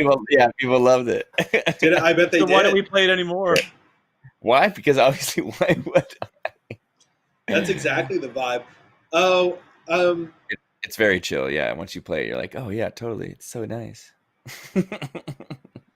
I just got a flash of one time on the Best Show they had a topic and people can call in and what's the worst, describe the worst music festival ever, and so who would be on the lineup, and one guy is like, there's this late night stage and it's called the Quad, and it's in the campground, and these dudes just play until like 6 a.m. and it's like acoustic Dave Matthews and Jack Johnson's covers. Ooh. It's a genius scheme. Yeah. Like it's called the Quad. The Quad, yeah. I like that he went that far with it. It's like some people would just be like, okay, this artist and this artist. He's like, no, it's a late night jam called the Quad. He's a bad boy. Oh man, at least Dave Matthews had like, a talented band. Jack Johnson. Well, I'm going on his record. band I'll again? trash Jack Johnson any day. He had like They both suck. Carter Beauford was his drummer. Oh yeah, I'm And the shit was joking. still like straight up cheesy. He was like beatboxing and playing drums at the same time and stuff. Who's that? Dave Matthews, drummer, I think. Oh yeah. Oh yeah, like he's amazing. It's like not my style. He's like too busy. Yeah, totally. Yeah, it's a wild. It just embraces the term that seems dated now as world music. Like he plays in a style where he's like, I'm trying to make you realize how worldly my music is. You're like, that's not really. That's kind of the vibe of the Dave Matthews Band, right? And that's why it appeals so strongly. Well, because there's like a certain emotional thing to it. Like some of his songs caught me, I will say, as a young man. And it's like I remember when I first like discovered the song "Ants Marching," at age 18, whatever. First year university, they played it at every party. You were like, "This show is fucking amazing." And I even like that, like so much to say before, but it's just like. Wait. 7 months in, you're like, okay, but like we all only like the same 5 songs by this band. Yeah. You're like, I can't, and then now I can't even enjoy it. It's kind of like Dave Matthews' music. It's like the worst parts of world music, the worst parts of like jam bands, kind of prog shit, and the worst parts of like singer-songwriter music. It takes like the worst part of a few different genres and smashes it together. For me, and I used to like. You just told it. When I was 15 or 16, I was hanging out with some older kids. But there was this one guy who loved Dave Matthews, and like he'd always buy me beer, and we'd smoke weed and stuff. And we played a couple like, I thought they were gigs at the time. They were like maybe coffee house things, if I'm being generous. But I was like 15, and it was like pretty cool. But it's a gig. He just wanted to sing Dave Matthews songs and compose Dave Matthews style songs. Oh, but he like was actually kind of fucking tone deaf. But he would still do the Dave Matthews like voice cracky kind of like.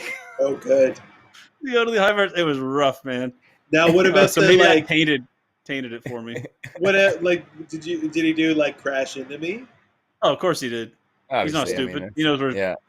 He knows what his bread and butter is. Yeah. I love and that. I was, I did like the chord voicings and stuff were cool. Like some of the. Yeah, the verses. The song has no chorus. With, yeah. The chorus is crash. That's the chorus. Yeah, it's all about the dirty line. And then it goes back to the verse. He didn't even give the option of like, I should write a good chorus for all these other verse chords I've created. No, don't need it. Don't need it. Literal. It's a metaphor. He literally goes crash, as in the song's broken, and then goes back into the verse again. Harsh. Yeah, well, harsh criticism of Dave Matthews. Corey Eisen writes headlines again. Oops, he did it again. Hang on. But is there ever anything that would be like popularly considered world music that Corey is Eiser's good? been canceled. Oh no! It's about time, Ryan. Thank you for using your privilege for good. Yes, Hey. you need to a silence privilege people to be like me. here doing this, speaking with you. But is there anything that aside? Okay, I'll say Graceland, Paul Simon, is maybe the one album that I would call like world music. Yeah, Which yeah, sucks yeah. to call anything that's good. Is there what else would you call world music that you would actually like listen to on purpose? World music feels like it's like I don't know. It feels it's a dumb like a concept racist to begin with. catch-all. I know, Can I but say like, that? It's like oh yeah, feels totally. Like It sounds like you don't know it's like foreign music or like you know what I mean? it seems like it sounds racist. It sounds like it's exotic. Like a white like band, but they have a music. Peruvian You're pan flute player too. Yeah, it basically Yeah. is what it is. Like it's white people doing stuff they shouldn't be doing. Because then you get into like, is Peter Gabriel world music? Is like I don't know. It's Sting because Sting pretty much is. He's pretty world. He's pretty Jamaican Yeah. world to be ripping off all reggae. Or like is Sting Shakira has some doing a questionable soccer like song, songs and accents that he sings in. Like Sting hits Yeah. the Jamaican accent a little hard sometimes. Yeah, he And goes as much as a little deep in it. How do we feel about the Sting and Shaggy collab? Anyone Oh, listen that to is that? the worst. That is it the wasn't worst. was that Tiny thing. Desk? Was that a Tiny Desk Oh, concert? They did I do don't know. one. That No, was it's not better a than Tiny I Desk thought it was concert. going to be. It was better They than did expected. an album. They did I thought an it was a album. I joke. didn't like it. I didn't like it. I I hated thought it was a joke, but the Tiny Desk concert you didn't like? Oh my That's god! the None of it. only Anything. version of that collaboration or song I heard. I didn't like it See, at all. I heard about it like on the Grammys or something. There's like, here comes Sting and Shaggy. Yeah. And I was like, oh, they're presenting an award together. It's like, no, they did No. an album together. They did an album together. And two of the least original musicians in all of pop music. At least I heard Shaggy him on CBC a year or so ago where he had done. I don't know if it was like a musical, but it's a bunch of like British small sailing, like I think based on the town he grew up in. Yeah, but it's like sea ballad, and he's like has a raspy, deep voice, and it was rough. Okay. I thought you were going to talk about Shaggy. On, like, CBC. Sting, No, see, I would say Sting Shaggy's is voice original. was It's just rough. boring and uncool now. Yeah. Well, Shaggy was also the crab or the lobster, whatever you call it, Sebastian in the live stage production musical of Under the Sea. And Shaggy is Sebastian? Yeah, because he has the same voice basically, which is like this. I love that. Now I also don't know who's the person who sings.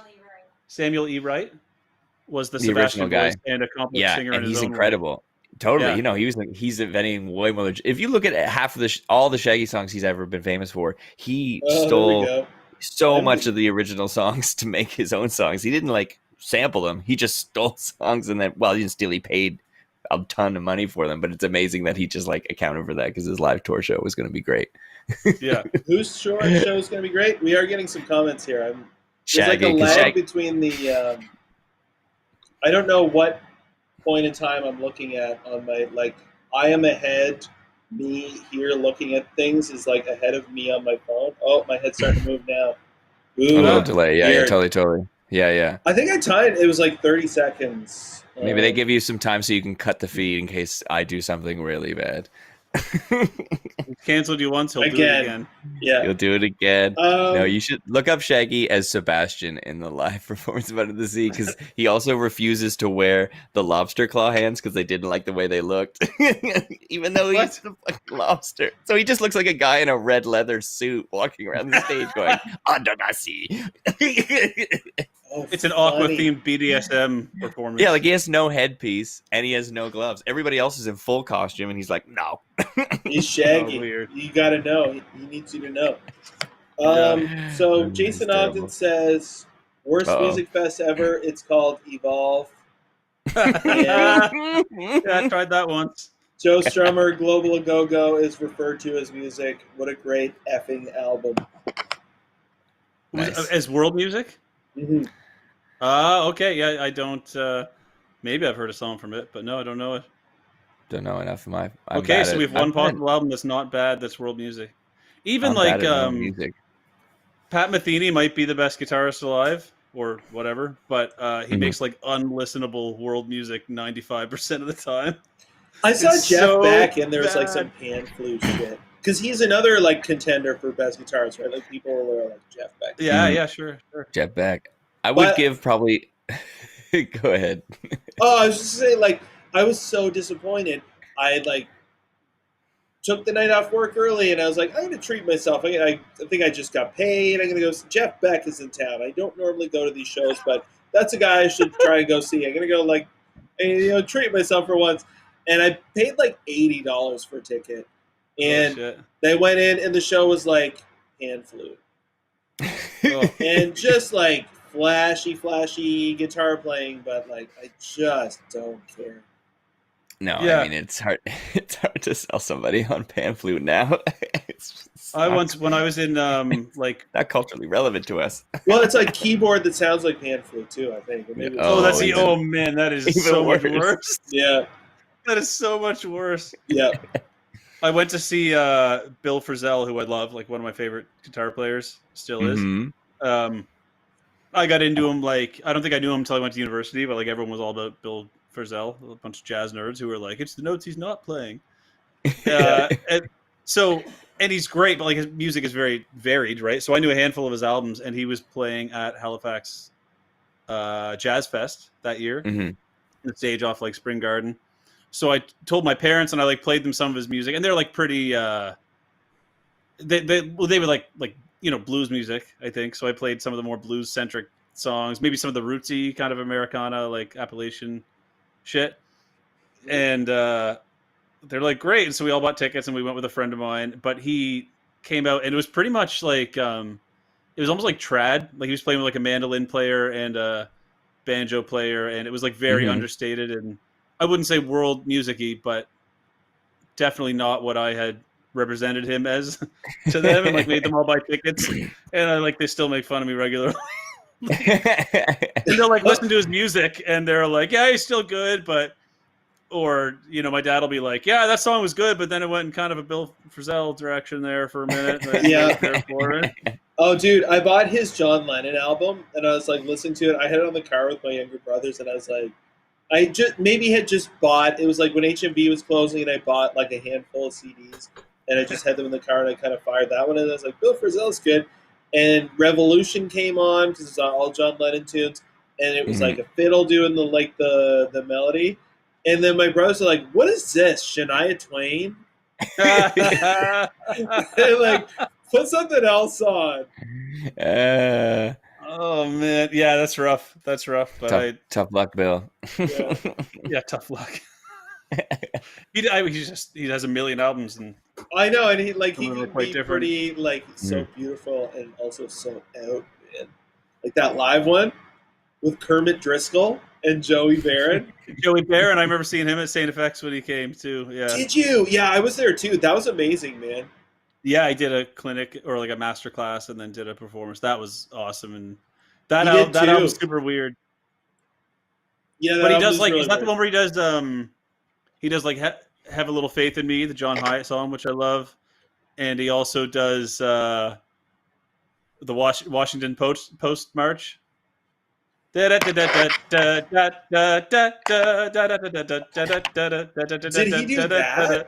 Wow. That was that wasn't a live one, but he did that on an album with Joey Barron, and I think maybe the same rhythm section.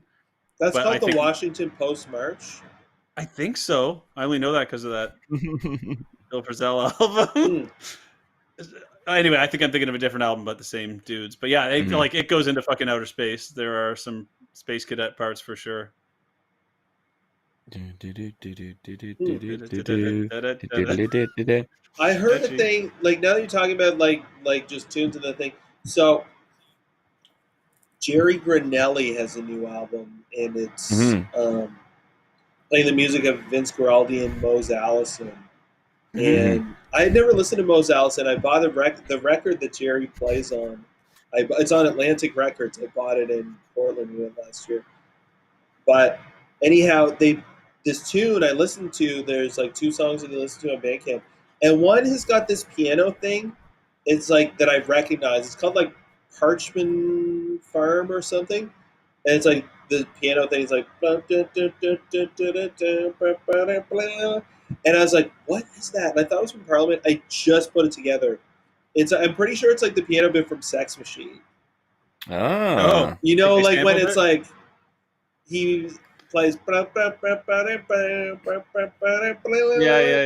Yeah, that's that, right? I Definitely, think so. like the Vince Guaraldi definitely throws in some little things every once in a while I from love other him. One of tunes. my What favorite is? Yeah, totally. piano players. He plays around. Yeah, The only so Christmas this one album is that's like a tolerable. new trio playing. Yeah, exactly. That's what I was thinking of. World music. I was like, Christmas music might be the only world music that I would tolerate. Little drummer boy. Like ABBA, or I was trying to think of You're being kind. Feliz Navidad. Feliz Navidad. Boney M. I wanna wish. I think it's Boney canceled. M. Sorry. Exactly. Boney M. Still good. They I wanna toured wish through you a here, They right? came to Last Halifax. year? Yeah. In Yeah, December, totally. and we almost went as a family for our aforementioned cultural thing we do every December when we saw Thane Dunn or go to the theater. Right. But we sort of hesitated and we didn't pull the trigger and we didn't care enough to actually pay the prices on that one. But we had some very good family friends who they like 12 of them all went and they bought out a row, and They said it was awesome, didn't they? yeah, it was the Stabinos. Yeah, totally. I think they liked it. I only know 1.5 songs by Boney M. So I don't know. 1.5 songs. Which songs do you know? Excuse me. What's the well, I know the one that I think is ABBA. Is that Ra Rasputin? Is that them? That is. But, I mean, they have right. Yeah. I thought that was ABBA for years, and it Yeah, should it's be. Boney M. And then the Oh, Christmas that's Boney M one, too. that's it. But there's That's an ABBA Christmas one too, though. Is that what you mean? Do tell. No, I'd like to hear it. I just thought. I think there that is. Song sounded like an ABBA one. Yeah, Born on Christmas Day. Is that also Boney M? But Yeah. he That is was them, the yeah. king to see. Oh wow. See, That was See, a they sound classic. like Like ABBA. that's the one I think, and like Feliz No, Navidad. no, yeah. We did. I played Jingle Bells with the disco band here. They do a version of Did you? Jingle Bells, and they do a version of Jingle Bells. They have like German accents. I found it so weird because to me it's like Jingle Bells, Jingle Bells. It's so weird. That's weird. That's super weird. Yeah, they're really directing your attention on that one. Jingle bells. Well, by Christmas Day. Yeah, I saw Sorry, Jerry Granelli yeah. also. Speaking of German, he posted like a not live stream, but they played remotely over the magic of the internet. It was him with a German guitarist named Christian something or other. Kugel. Oh, I didn't. They were doing a Charlie Parker tune. But neat. Yeah, he's been posting a bit lately. I hadn't seen that, or I did see it, but I didn't watch it. I guess you should say. Yeah, that's pretty. Drumming is sick. Yeah, the guitar playing is too, but it's a little. It's not on the jazzy side. Oh, it's very. I mean, yeah, it's a Charlie Parker tune, so it would have been very strange if it wasn't jazzy. Yeah, but, he's a great guitar player, man. What's his name? Christian Kugel. I went to the creative music workshop last year, and he was the guitar instructor. So I brought my guitar. I wound up doing guitar because, like, for the first time ever, there were a bunch of drummers and no guitarists. Oh, weird. No way. Yeah. So, I mean, it was great for me. There weren't no guitarists. There were 3 of us. Or no, there were 3, but Ross is on faculty. So yeah, 2. Okay. Yeah. Well, how lucky that you get to count yourself in both camps. Yeah. Yeah, really. I would never count myself in any camp. Renaissance man. Right. But anyway, he was like the instructor, and he's really good. But he's like, I think he comes from a classical background, so like plays in that style. So it's like not the way that I play electric guitar for sure. Yeah. Not the way I probably play Jerry Granelli must be getting up there. 80 this year. I went and saw the Christmas show in December as well because I wanted to see that at least because I hadn't seen it before, and it was awesome. It was great. And like he was perfect. Yeah, it's Spats. I haven't been to that, but I love that album and I love that music. It's really worth it. I saw him at Spats and I saw him here too. Having the kids, the choirs is major too. Just getting to see them sing, and like all you need is a children's choir. Doesn't matter what the choir is. I know, it's like it's so the same. Because you just know those tunes, right? Like they're a part of all of us, and it's like from childhood. And just all you need. Oh, it's so good. That's like I listened to that album so multiple times leading up to Christmas, and I'm not the most sentimental or nostalgic person, but it makes me feel okay. Music. Yeah, it's the only good part about the season. It's that album. But if it comes up against Thane Dunn, the die is cast. Sorry, boys, I don't think I can choose between. I think I got to go to Thane. That and the food, I'll say. I do also enjoy the food around the holidays. Corey taking another controversial stand. I just gotta go out there. Food during the holidays. Really? Yeah, loves me some turkey stuffing. Ooh. Ryan, you got anything good on the phones? What's going on there? What are the people saying? Well, it's a quiet night. We're getting a few comments. I think we should have put some money on a pony. Well, this is what I was gonna say earlier. Fortune. I'm gonna have Boney M stuck in my head all night. Yeah. Just enjoy it. Not just another world music album, just from the Mescaleros, Global Go-Go's, an album so good, really satisfying. Headphone listen, check it out. The Thane of Cawdor. I don't get it. Thane of Cawdor. Okay, you know the only thing that means to me, Tom Daniels, the guitar prof at Saint FX for a number of years, he had a song called Thane of Cawdor, who I, in my head, just imagined was a character from like Norse mythology or some shit. Yeah. Right. Or maybe it was like a cover traditional song tune. Or something. But Tom Daniels had a Thane of Cawdor song. Oh. So, but who is that by? It's a Shakespeare reference, actually. I wouldn't expect you to know that. Well, pardonnez-moi. Oh, you ever read a fucking book? But it's actually Shakespeare. Don't ask anything else about it. You might have heard of it. It's a little thing called. You heard about old Billy Shakespeare. Wrote a line or two. Yeah, exactly. Sonnet here. If you weren't a mouth breathing dum-dum, maybe you would have heard of him. Yeah, exactly. They only have you made even me read heard of books in Shakespeare, school. Liam? Do you even Shakespeare? I'll fucking Shakespeare at anyone that comes on my driveway. More like steaks here. That's what I'm talking about. Ooh, Corey's in the grilling mood. Summer's coming up. It's getting grilled. Things are getting spicy. They're heating up. Kiss the cook. I'm ready to grill anybody.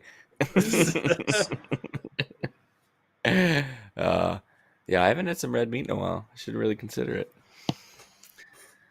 Corey, you got to get that red meat. I haven't really, eaten some pork, but eating a lot of vegetarian shit. Breaking news. Corey hasn't had, what was it? I haven't had red meat in a while. Red meat in a while. Yeah. You know what I had today was I'm really impressed with the Beyond line of products. I got some Beyond sausages, and they taste like the real thing.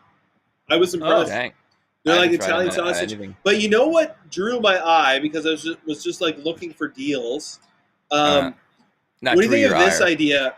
Oh, this thing is right in front of my face. So, what do you think of this idea? 50-50. So it's a line of like burgers and like hot dogs or whatever. Half meat and half plant-based protein. Ooh, so no one likes it. Right? Yes. Like, what's the point? I'd be down with that, because I'm pretty. I'm filler, a carnivore, but I also like eat a lot of thriller. vegetarian shit, and sometimes meat's just not really worth. I mean, maybe it's just a lighter meat for every meal. Yeah, if it's cheaper, sure, why not? I don't think it's cheaper. I think it's probably more expensive. No, that's different. Not a business idea. It costs you twice as much. Also, it's worse for you somehow, and worse for the environment and the economy. What do you think?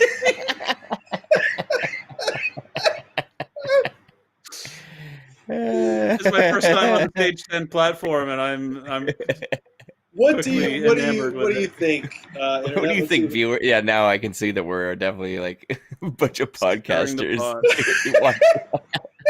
When I do someone love offers the you half clickbait. and half at a deal, you always take it. Is what I'm That's hearing right. from my sources. Even if it costs you more. Did you buy that banner? What do you think? What Um, do you think? Banner. That's pretty good. Hang on, I got more. Uh-oh. Oh man, is there supposed to be commentary from people on this? I can't even tell. Fake news. Wow. Yeah, they really want to get people memeing themselves, I guess. Oh, that's great. Or maybe it's Is there just, like a MAGA one? Nice. Oh no, there's not. That's what it would Fail. be, a hashtag fail. Yeah. Can you do? Mega's I know too far. when I looked at the sort of interface quickly, I see you can like drag and drop different feeds. Can you do like a soundboard thing on there? I don't Can you have think you different audio can, and I drop? don't know if it's like there's. Aw. I think I could make my own custom like words to overlay if my computer was newer. So I need Mhm. something called WebGL, which Oh, okay. Wave gel? I've heard those words before. Yes. It sounds like lube is what it sounds like. the sense that I get, like I think this platform is quite cool, but it is also like I think built by techie dudes who are like. I'm not gonna say like annoyed that they have to make it simple for like idiots to understand, but I get a little bit of that vibe. It's Yep. resentful. Yeah, you're like, It's okay, resentful. you need WebGL. You don't know what that is? Well, you probably shouldn't be trying to do this then. You know? Oh yeah. I was wondering that in the gotta- feature where you Maybe can it's the obviously, web guest list. yeah, totally, because you can mute the mic and you can mute the audio, but you can't mute the video feed at all. So it's just like, And oh, you that's can very cancel interesting. Why, you got something to hide? Yeah. Cancel him, Ryan. Cancel him again. Yeah. Cancel him. No, I'm getting canceled again. Corey Eisner's been canceled. I mean, I'd love to say we regret to inform you this, but we all agree it was the right move. Give people what they want. I love. It's such an aggressive giant red X on a black backdrop. It's like hard edges. There's no feathering, no tapering. What do you No need nice that bevel. for? That's right. It's a harsh X. That's Is it reality, soft? baby. All right, let's bring him back in. He wants a soft X. Fair I'm not enough. ready. Corey, we're It giving is. you one more chance. Yeah. No. Let me find something to provocate. I have nothing. Was that a good move? Audience says yes. It was a good move. Man, I was asleep to the possibilities of this platform. It's great. It's really funny, man. I really find that. So there's also although I don't think we can have three of us in front. What do you mean in front? I don't know what in front means. Oh, I can see all three. I see all three of us right well, like you can do something like this, now. Oh, but I don't think you can do like a backdrop where the three of us are all in the foreground. In the. But- You could do this, which I mean, obviously is an improvement. that's what people want. Yeah. Yeah, I'm seeing the screen You going could through. do this. Oh yeah, we had that. You can That's a change little the more order direct. of that. I think That's that more this like one, news. while the pictures are smaller, I think it's like kind of a nicer. It's Vibe. nicer format. I like the frame. I like it's egalitarian. Yeah. Though I think Liam and you Okay. get more space than me. I can't tell. Oh, maybe. Well, the algorithm just decided they suppress a lot can't- of the fake they wanted news. to- And the, You shouldn't be getting yourself canceled, Corey. If that's what you do. yeah, I have don't the write opportunity. checks your butt can't cash. That's right. It's not how Guys, if banking you'll works. excuse me, I'm going to run to the washroom really quickly. I apologize, but I've been living on this full bladder for a long time. Will you excuse me for a moment, please? You can cancel me if it helps. You might as well just All right. cancel him. Hang on. He's I got canceled. something here.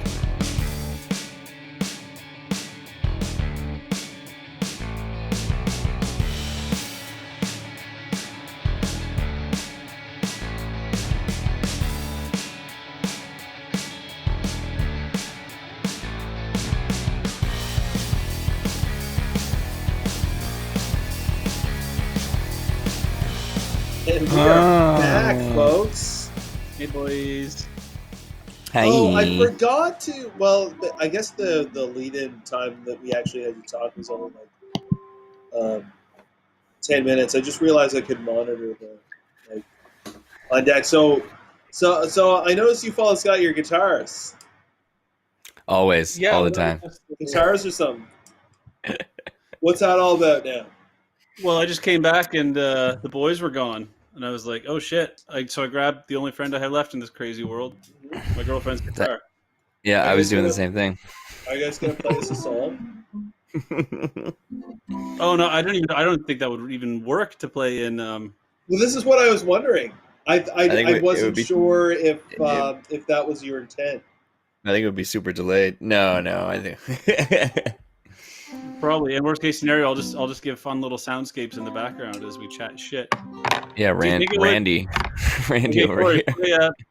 play a chord in 2, 3, 4. I'm not ready. See, it's lag. I don't think it'll work. Do you have the copyright clearance for this?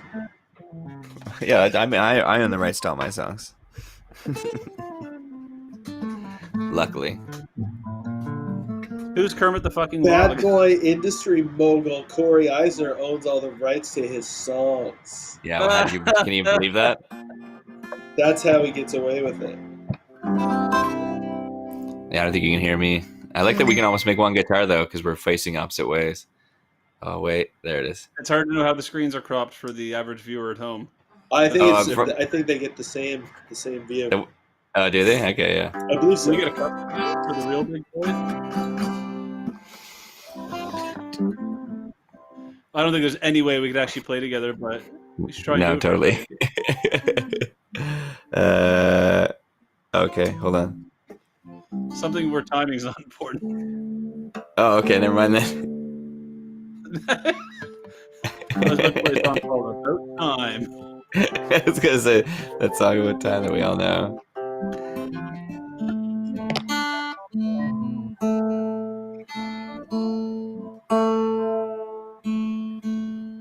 We playing there, 4/4? No, I was just tuning. No, I mean, what guitar? Oh, it's my hollow body, the acoustic or the I mean, whatever you call it. You guys are really you just ruined it. I was really trying to it's like perfect now. Oh, Corey, you just got to lean a little bit to the right. Oh yeah, like you can see it, right? Like it looks like it's one guitar. I Yeah, was seeing that earlier. that outline there. Oh, right there. it's like Yeah. right there. Yeah, Yeah. it's beautiful. Now just never move.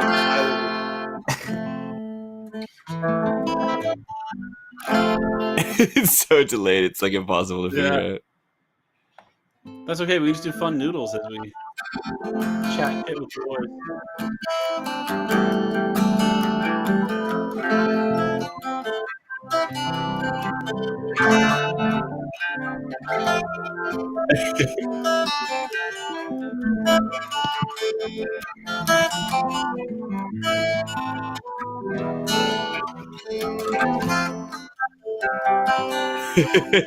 I like that the audio is just trying to take priority over.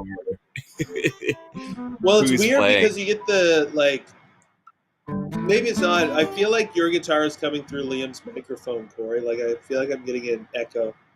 Oh, wow. Ooh. I guess that could be possible. No, that wouldn't be the case. We have I'm making headphones stuff on, up.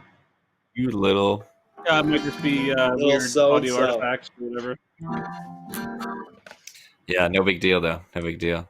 Yeah. We'll be playing again together soon, I'm sure.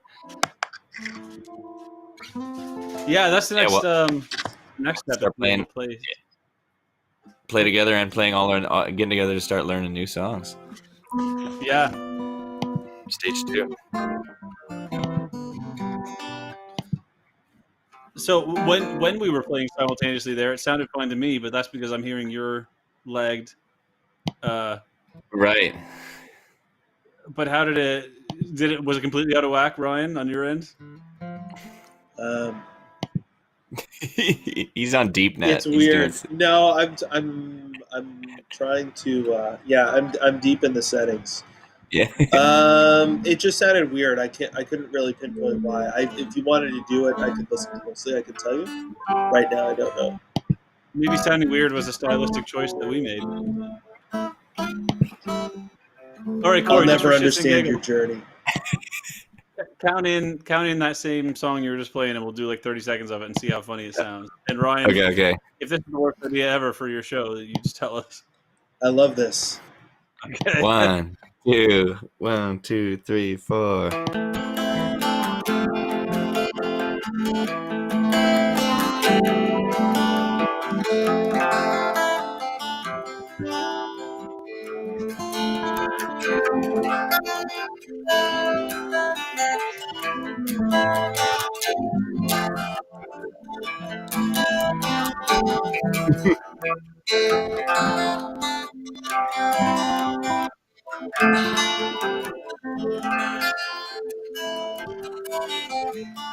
I heard her cry this morning. I took it as a warning sign. Escaping voices outside in the sunshine. I moved through quiet meadows. I dance where on the shadow falls.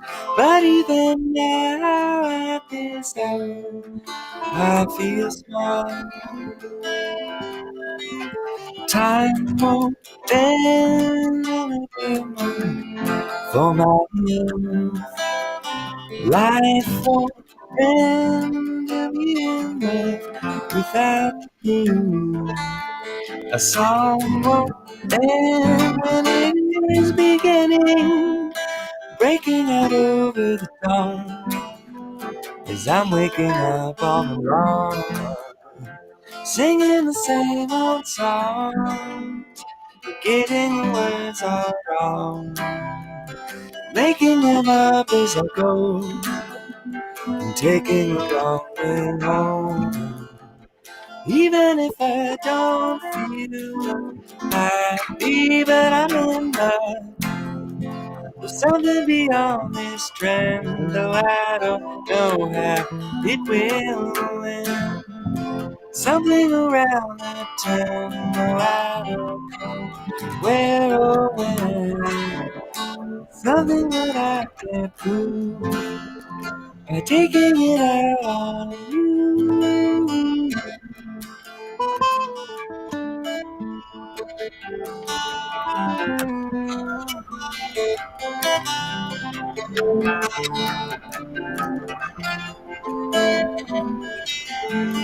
I move through quiet meadows.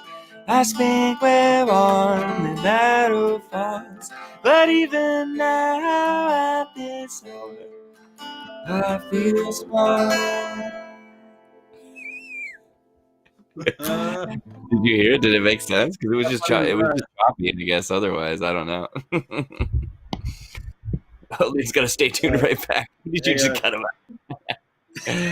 Yeah, that was so weird. I mean, it sounded cool. It sounded nice, and it's like the delay was cool, but also just the way. It's interesting because you guys are such pros, but also you like play together, you know. But in seriousness, what I mean is like it's very clear that you're both like, no one is like lost or like thrown off by the other guy, but it's right. The parts are like very much on their own path, but like not together in the spot you expect them to be. How was it for you guys? I was just following Corey, so like I didn't really have any. There was some audio like volume dropouts, but not like the timing was pretty. There wasn't any glitches on my end, but that's pretty it's good. It's probably like half a second or more behind what's actually happening. Yeah, so totally. It was like I had a quick track to play to, but that's not what it sounds like to anybody else. But that's what's interesting about it, because like it doesn't sound like a mess. It just sounds like two things are. Whoa, who's ripping? Who do you mean, Liam? Always, not. Yeah, that's me. This is the opportunity to showcase my guitar skills by having Liam. You've been waiting. 2 boys, 1 guitar. That's the way it looks on screen, from what I hear, or not anymore. Liam's gonna rip all my tunes. You gotta, no. What's the? I think in this configuration it's reversed. So I guess like something that I'm learning about this is if you set them all up, then it'll just that's like that. So prioritize who's talking, or well, it'll just remember like because it's essentially. Can you still hear me? Yeah. It's 3 blank spaces. It's just like a box within a box, and you can put 1 feed and whatever. But once it's set up, it just remembers it. You don't have to reprogram the individual. Oh, yeah. But so, for instance, like this one has got Corey on the left, Liam in the middle, me on the right. Yeah. This one has got Liam on the left, Corey in the middle, me on the right.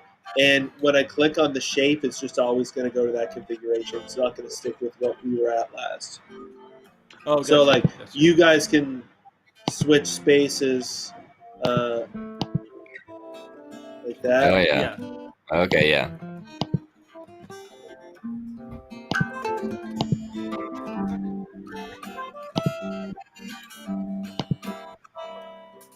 Oh, look at that. Yeah. I think it's just going to be this for a while now.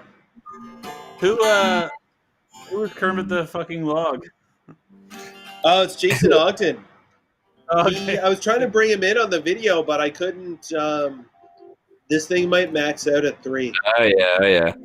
Max. Yeah. That way they really built built a nice Brady Bunch thing. the platform they built. The only options I have are to add local cam or share my screen. No, it doesn't. Like it'll add because I can add my local cam.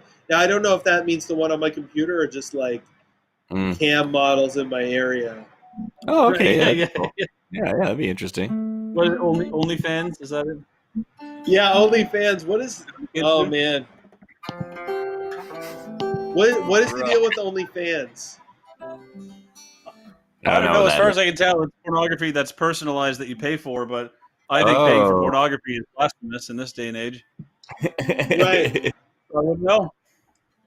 Well, that just shows us that you are not a high tier consumer, Liam. Couldn't agree more. I never agreed so wholeheartedly with the characterization of myself. Not a large consumer of porn. Aww. Very low, or just of anything. Very low, very base model. He's base. Liam's the base boy. He's the base boy that everybody wants. There's no shame in it. So base, Liam. No, we agree. The way that I discovered that existed was this. You ever heard of the band Attila? No, I don't think so. They're like a metalcore band, but they're from Atlanta, so they're like white metal dudes who rap. And it's like all about that life. I was like, oh man, I wish I could remember. Because the line I want to say is like, it's like metal growl too in this video. It's like, she sucks my dick, then she counts my money while I play my PlayStation. It's like an actual lyric. It's too specific. You know, it came from a real place. Yeah, it's not purely fiction. There's an element of realism. But it was like from this newsletter that I follow, where the guy had like written about. It's like a music industry thing, but anyway, people reply to it, and he'll reprint their replies. Mm-hmm. So he just had written this thing. It's based in the U.S. He'd written this thing about guns, and then this other guy, this dude from this band, like.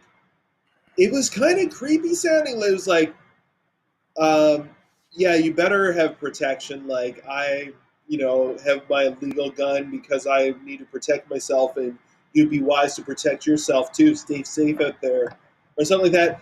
It like just kind of made it sound like, I know where you live, man. Like, But so anyway, I looked him up, and it was this guy in this band Attila, and he had on his Instagram, he had like an OnlyFans thing that's him and his girlfriend like make porn. Yeah, there's one thing. You know, I'm always looking for a new fetish, and I think that like gross southern rap metal dude and his girlfriend is probably my new lane. Yeah. What would you pay a month for access to that content? Cool. Nothing. Money's lost all meaning in the quarantine, but I give out $12. How many liters of gas would you liter of gas equivalent? Oh, not at all. Gas is way more valuable than that. That stuff sounds like it's devaluable. It sounds like you watch that and it takes value out of things. Yeah, I think it takes value out of your life. Yeah. I don't know. Maybe it's like you're gaining something, but you're also something's being taken from you for sure. My girlfriend has one of her good friends has a friend who's had some hard times, and she's now sort of in recovery, I think. But she showed me a link to like, it wasn't her actual like porn page, but it was like her description and like about me kind of thing. And I don't want to like trivialize. I think she struggled with addiction and stuff, and she's now pregnant, and maybe the circumstances are a little in flux. But that's her lane. Now, I don't think that like pregnancy porn probably doesn't surprise anybody, but she like has a nickname for her baby, and it features heavily in the description. Oh, no. B2, I think is what she calls the baby, just like the letter B and then the number 2. But it's like about B2, and then so it's like, and again, I don't really know how well it might not have even been OnlyFans, but it's one of those things that you have to pay for. But it was like the different tiers of donors. Right, like so it has, and it's like B2 doesn't like stingy daddies who don't want to pay the thing, and it was like I'm looking for. It's like tier 1 was basically like you make a nice donation because I want to buy my baby this, and I want to go back to school one day, and then it was like tier 2, there's this, and then it went up to like full on sugar daddy, I think was the name of it. And it's like maybe you want to make a donation, but also stick around and be in B2's life. And it's like a picture of her pregnant belly, and it's like, here. Oh, wow. Wow. That's all I don't like the kink shame, person. but it made me profoundly uncomfortable. Like it's all out there. Yeah, exactly. But also, she's just trying to grind out a niche like everybody else in this crazy world. So I don't follow her, but I was like, oh, what kind of person is amazing. Fucking? Who is the clientele? You know? Yeah. Oh man. That Lucky just reminds me. It's like not the same thing at all, but like the memory that it associated. I hope I'm getting this story wrong. The gist is like a couple of years ago. This thing I saw on Facebook. It's like this family from PEI. It was like I don't know. It was like 2 parents and their teenage daughter. And the gist of it is basically like we need some money to get off PEI because PEI sucks. Like GoFundMe. Oh, we're like we're supposed to have this money, but then like I don't know, something didn't come through, and like we can't move now. That's rough. Oh man, yeah, PEI. That's their problem. And it puts you in the unfortunate situation of like hoping that it's a scam or like somebody's just trolling for money because if they really need a GoFundMe to improve their lot in life, then that's like way more disturbing and sad than if it's just somebody trying to take advantage. It's sad, but it also was the tone of it was like we don't want this. We want to we want. It probably wasn't even a lot of money, but we want some money so that we can just. It's not like we've got like a real plan and a vision and like we're going to improve our lot in life and like we can't do what we need to do here and we've like scoped out the perfect place and we just need a bit of support to make it happen. It's just like we hate it here. Give us some money so we can leave. So they would not so be sad, but also like they would not be awarded it's a like grant. Jesus, you're just gonna say it? No, yeah. They need more of a vision. Otherwise, they're not going to make it. Brunswick. Oh, I mean, I'm not giving them any money. It's just it's like this poor dude. So when I used to work in Charlottetown at a place that was like a venue at the Guild in Charlottetown years ago. Like it's like 15 years ago now. But this guy was like launching a magazine, and he was talking about like, yeah, like I'd like to like once I get some advertisers, I could move to Moncton or Halifax. And it's like, dude, you can just move. Like, you don't need advertisers. Like, if you want to move to Moncton or Halifax, like, you can just get an apartment and like figure it out. Yeah, like it You can doesn't kind feel of just like cobble together like $700 and just move. Yeah, yeah, that is literally what I did. Yeah, I don't think we're hacking it any better out here. It's like, it takes quite a bit to live in Halifax. And don't get me wrong, $700 is a lot of money. Mm-hmm. But I just mean, like, if that's your big move in life, you can kind of move 3 hours away. You can just do it. Yeah, you don't need like the advertisers are an imaginary step. You don't need your GoFundMe page. Yeah, right. Yeah, that's I need corporate donors so that I can move to Moncton. Yeah. Pretty sure they're not checking IDs at the gate of Moncton. Yeah, right. They'll be happy to have you, trust me. Yeah, how many advertisers have you got, pal?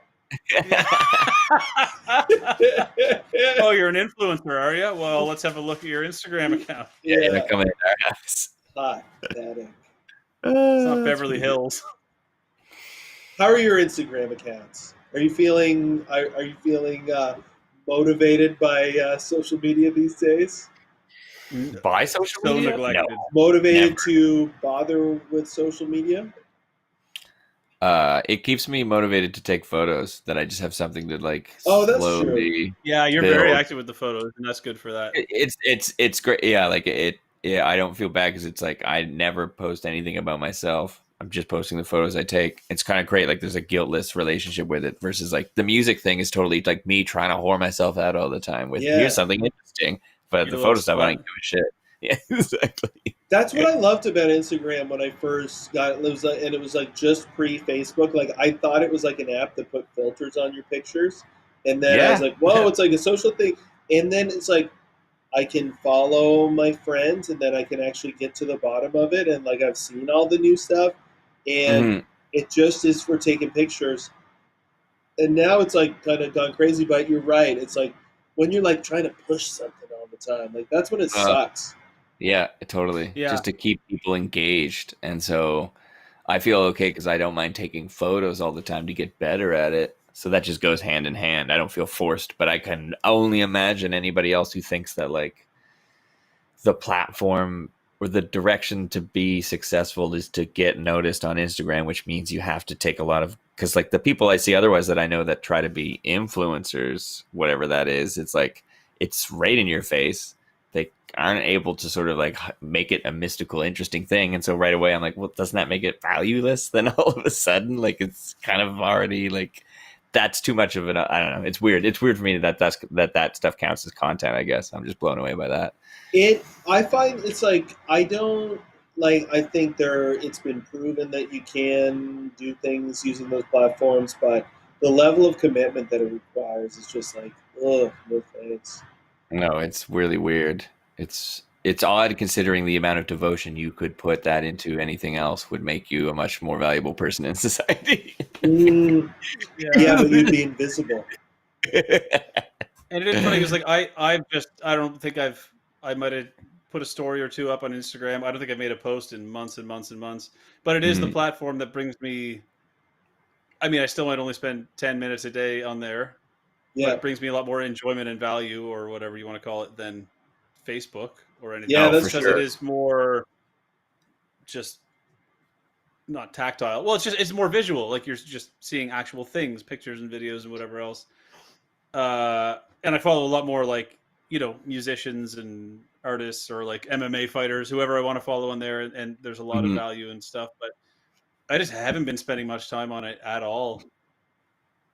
Really. And a lot of it is pretty gross, especially of like the influencer type of people. And I've even heard, like I saw someone posted the other day that like, I don't want to put anyone on blast, but like the Halifax Noise Instagram, which I follow a lot, like if I want to see what's going on in Halifax or if there's a news story or whatever, like it is pretty cool, but like it is totally pay to play, and they reach out to people and are like, hey, you pay me $75 or whatever and I'll I'll promote your business. Like it is Really, I didn't know that. It started in my mind as like this is some asshole posting on Facebook or whatever. So don't listen to me certainly, and maybe don't listen to them. Right. But yeah. in my mind, it was like this is a local wholesome thing, and it's cultural stuff and like local businesses and something that's like cool to follow. And that kind of tainted it for me, where it's like, oh no, it's just cynical and pay to play like everything else is. And well, I mean, the influence of like the followers they have, like tens of thousands of people on them account, definitely makes them like a media influencer, where they can definitely choose whatever they want to do with that power now, right? Like accepting money if they want to, but also, yeah, choosing not to. And the other side of me is like, well, maybe somebody should make a living out of that, and maybe that is a valuable service that should be rewarded. But it is, yeah, because they're kind of. I don't know. It sort of changed the way I looked at it a little bit. Maybe that's my naivete. No, it's like it's definitely like a new news platform. But you're right. Like we are used to a form of journalism that gives us information notably, and so getting the information through the same platform makes you think that they're journalistic, as opposed to like, well, they're just resharers. All they do is reshare stuff. Yeah. Like they're not creating content at all. It seems like it is because they're resharing things, so we get it all from them. But you're like as a conglomerate or an aggregator, they're just like the grocery store, I guess. Yeah, and not them specifically, but people that do make a business model out of resharing things on Instagram, like it's so much worse than the actual like news like, media, regardless of how much value you put on that, because it's like it's even more unbalanced and biased and stuff away, right? It's just there's a slant to it, like there is to a lot of totally things. Yeah. You talking about that media entity specifically, or just social media in general? Oh, not them, just social media in general, and I guess like the phenomenon of influencers and not influencers, but people who are aggregators and resharers and like. Well, yeah. So recently, the Last Word in Halifax. What's the deal there? The what? The Last Word? The bookstore on Windsor Street. Bookstore. Oh. Right. Yeah, I just saw one post about it that I don't expect to actually be impartial or anything, so I don't know. What is the story you heard? That they were evicted against the current laws about putting a freeze on evictions, and that an eatery is moving in. Right. And that's the version of it I saw that was like shared amongst friends on Facebook. I didn't even know really anything about it. That story is false, but I've seen it. Like I saw it; it was shared by like 5 or 6 people on my thing. And the only reason that I know that particular tidbit is that I saw something that somebody else had posted in reference to it. Mm-hmm. And it was a tweet by a CBC reporter that was the landlord like talking to the owner on a cell phone outside the business, and he's like, yeah, I just want to, like, what's going on here? You know, people think I kicked you out. Like, you gave me your notice 2 months ago. Yeah. And he's like, yeah. Oh, sorry about that. Sorry if, that's the way that made people. He's like, well, it's just like, it's just like if people think I kicked you out when like, we had a discussion and, like, I thought the post was like, I'm being evicted. And but that is a narrative that is more, and like it sucks because like obviously the world is very unjust, but it also is like a narrative that is easy to jump on. Oh, for sure, yeah. Because can't you find a million other examples of like a landlord being a scumbag and is that I really don't think we need to fabricate those stories. Right. Well, no, I think that's kind of like them in that way, right? Like there's got to be enough real ones that we don't need to jump on a half-assed version of that, Yeah, it wouldn't be hard for somebody to be like, oh, if I tell people I'm getting evicted, then maybe it'll help carrying my business over to the new spot that I'm actually just moving into without anybody having an interest in the first place. Because I knew a friend who had gone in who was just like did not like the guy. He was just like, no, this guy has a very bad attitude about things in life. And so it's like, if that's the kind of person that's already running it, then you're like, well, it seems like he's probably going to try to get his way out of something in a convenient and clever, interesting way, as opposed to being just noble. Sure, yeah. Right. The only thing I know about that guy is he watches a movie every day. Yeah, that's great. And there are very real victims of scumbag landlords and of just the current pandemic. And it's like we were talking about earlier. There's people people who are hurting, and a lot of local businesses are going to be the ones who suffer. But you know, and I'm even quite, as much as I like rent strikes and stuff like that. Maybe that is the way to go, but I'm sympathetic to landlords too, especially smaller ones. Like they're not all Killam properties. There are and he real doesn't estate live isn't there. That was a business Well, anyway, so it doesn't even fall into the sure, same but I mean, just category. people who are property owners that lease out to. Well, no, those people. Yeah, Everyone's going to get screwed in some way or another, but Mhm, I'm mhm. sympathetic to everyone, and I understand that real estate is an investment that comes with risks, and so that's Yeah, something that exactly. landlords need to contend with. But Yeah, there's still a business. A lot of people are hurting right now, and a lot of I have a really great landlord, the only good landlord I've ever really had, Yeah. who's like a decent dude, and I don't know. I'm lucky enough that I can pay rent, so I'm going to keep paying rent, and I'm not going to make it his problem unless I have to, because he's been there for me time and time again. But I don't know. I think everybody's hurting, and a lot of landlords are sort of small businesses in a way, and people are kind of. There's a lot of them in Halifax too, and in small towns. Yeah, we're hoping prices go down. Yeah, it is. It's true. It is tough for everyone. I mean, That's interesting that you say that, Ryan, because I hadn't heard. All I'd seen was basically a comment war on like one person's post about the bookshop. That's what. Yeah, I mean, that was kind of the vibe that I'd gotten too. Yeah. And I think, it is tough. I think rent, I don't know what commercial space is like here to rent, but it seems to be that it's expensive. But it's like, that's how, business have already gone out of business. Yes, well, especially in Sackville, New Brunswick. I mean, Thunder and Lightning. Can't imagine, and Black Duck Cafe. And so you can sort of imagine. Yeah. Yeah. So like without, if the universities in smaller towns don't come back in the ways that they used to, then those students won't be there, and those towns aren't tourists. Like at least in Lunenburg, in a way, you're right. Like they can kind of draw people in because of the Disneyland aspect of it, but they don't have like big schools throwing money at them. Besides, Composite Atlantic and the electronic whatever video game company. The art school that brings 4 students a year or whatever. Yeah. So otherwise, it's like places like Wolfville and Sackville could totally be decimated because now they don't even have people bringing money into the economy in general. Right, and I think a lot of them are going remote until at least the end of the first semester. So nobody's going to be paying anything on rent, but at the same time, nobody's going to be renting spaces either if they can't afford to, which might make it easier for us to live in Halifax. But you're right, like we're going to see a lot of like all the quirky, fun little things maybe that existed because your friends were just interested in staying sort of busy are not going to exist anymore. Yeah, and it won't be Loblaws Corporation or Walmart who are doing like record profits, right? No, they're not going to be the ones hurting.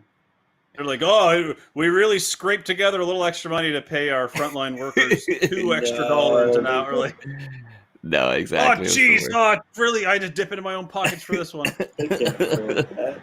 Oh man, I know it's going to be the places that you really want in your community that are going to be the ones that suffer. I mean, Thunder and Lightning, we already lost Taco Pika here in St. John. Yeah, that sucks. Yeah. And Men's and Molly's here in Halifax. So at least, every city's already gotten an early venue that's at least community-based, and like had a lot of variety normally. And now they're just like gone off. So if anything, like we've been like, I don't know how Gus's hasn't announced anything, or Beerly's, or any of these places that are just tiny and have nothing. I don't think they can't have a lot of money in the bank. Like a lot of them, the nature of it must be just months keep it going. Yeah, kind of. Yeah, exactly. And like they have renters upstairs, but again, those renters are going to hang around if they don't have money and can't afford to even live there. So it'll be interesting. I can't sleep without the grungecore bands at night downstairs. Yeah, if anything, they're having the best time of their life up there. Like I don't feel all my health problems are gone. It's like, and I confess, my first time at Men's Molly's was like in January or something, but like that it was a place that ticked a lot of boxes for, like just the like LGBTQ plus for a lot of community, people. Heavy music, DJs, exactly. like it was a venue spaces that was important for a lot of different people. Yeah, approachable venues you could book. Excuse me. Yeah, but Gus is, and I mean this in the kindest way possible. If you're listening, Doug Gus or whatever the name is, Doug Gus. Yeah, I doubt it. It's kind of like a cockroach. I feel like if financial woes were going to shut them down, it would have happened already. I know.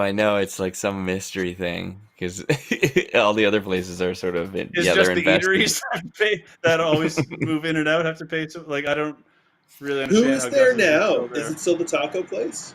No, they moved on and No. moved into Lara on Agricola. Like it's funny because it's a springboard, so all the businesses don't die; they move on to another spot. So I think like Vandal did, and yeah, what the fuck was Taco? Ace Burger. Yeah. But like Wait, Taco Lina's. What? We had Taco Lina's at Cafe Lara. It was like in the first week that they were open. I think it was like very new. And it was awesome. Mm-hmm. Great. So Good I think fit, Gus good has fit. put in their own like kitchen again. Basically, they hired like a chef, and so that's why we were like, ooh, like it's like now there's nobody even paying them rent essentially, or would have been if it's their own business. So you can't imagine they had like maybe they were open 2 weeks or something before. Well, and they used to be a restaurant, right? Like they used to run when I first moved to Halifax. They had their own kitchen. I remember some. Gus's Pub and Grill. Yeah, but I've never eaten their food. No, not the original version of it, whatever it might be. Any bar that has like carpet, generally. Not a food place. It's a weird one. Right? They've gotten rid of most of it, I think, or all of it. Yeah. It's so funny, too, because it also is the spot of, like, as somebody who plays there, you would think that they hate bands. But they do. No, they do. What are you charging $5 cover for? You put it at $4 and we'll talk. Yeah, all the time. But you look at what they do to the space. You're like, well, they built the stage keeps getting bigger. They got that weird mural outside. Oh yeah, and it's like amazing in so many ways, and it is like as grimy and as much as it feels like I'm ripping on it. Like I've played at Gus's so many times and love it, and love going there to see other bands. Like same, yeah. It's still cheap bartenders. For a while it was like only 60+ men with gray mustaches that would serve you there.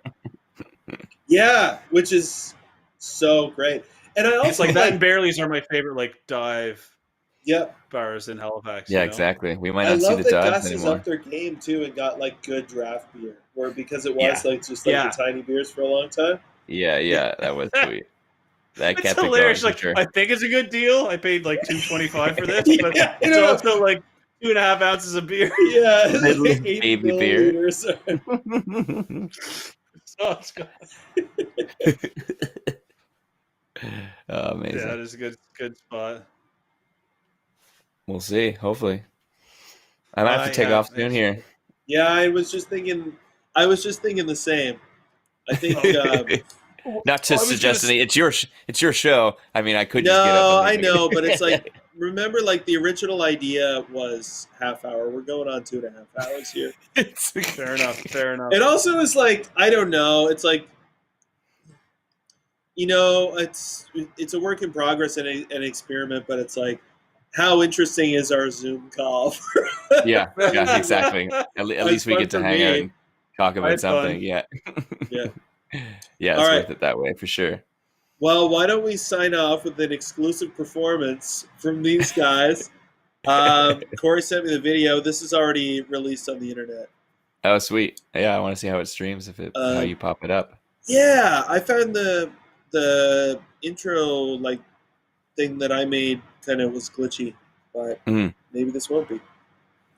We shall see. Yeah, word. All right. Why don't we sign it off? Thanks for being here, dudes. Yeah, thanks for having us. I will do this any time as long as quarantine and shows and my Friday nights allow. Yeah, I'm in kind of the same boat, and maybe we'll switch day and time too, just to kind of make it work. Anyway, down. Yeah, anytime, man. Thanks for having us. Fun for me for now. Glad. Hopefully, fun for you guys too. All right, definitely. It's nice seeing you, boys. Yeah. Thanks for tuning in, everybody. All right, so here we have Corey Eisner, Liam Frier, and what are the brothers' last names? Barkhouse twins. The Barkhouse twins in an orchard. What's this? What can you tell us about this video we're about to watch? Yeah, we shot it live last spring/summer, like that transition period in June, basically, like where it's like it feels like summer, but it's the end of spring. With Analog Songs, which is Katie Hopkins' video project based. She's amazing. I guess she's still Liverpool area overall, but yeah, she's wonderful. She's up in Queens County, yeah. Yeah, more Queens County than Liverpool for sure. And so she came and met up with us, and her friend Mark did the audio, and so it sounds really good, which is really nice for like a live. Basically, yeah, we're performing live in the center of the Elderkins apple orchard, which is part of the U-Pick farm that they have right in Wolfville. But our friends, or my friend, I guess, I don't know, maybe you don't know Lee and Dan as well as I went to school with Lee, and so her and her husband Dan, they have a house that's literally in the center of the orchard. That was just sort of a property that was like built as a part of the original apple orchard when it was like planted many years ago. And so they acquired that house and were like, yeah, you can come play in the orchard. And so we like plugged in extension cords and ran them into the orchard. And fortunately, it was like, looks like we're in the middle of nowhere, but we're not too far removed from electricity, I guess, because we're plugged in. It's all live. Ooh. It's not battery powered. Yeah. Cool. All right.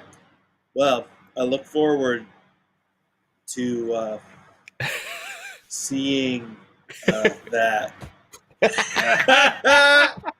All right. Fun talking to you, dudes. You too, bud. All right, thanks for having us. Thank you. Hey, have a good one. You too. Canceled. Yeah. Canceled. Let's see what happens. Cancel Frier. Lady Slipper.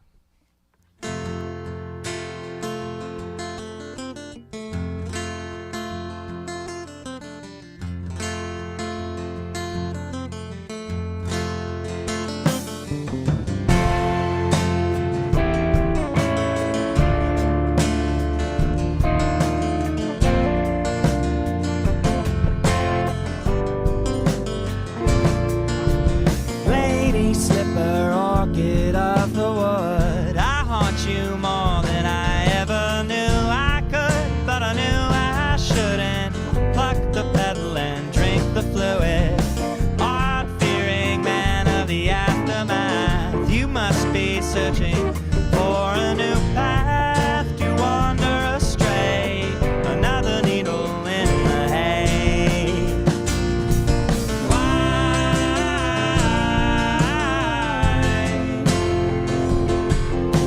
Try to find you.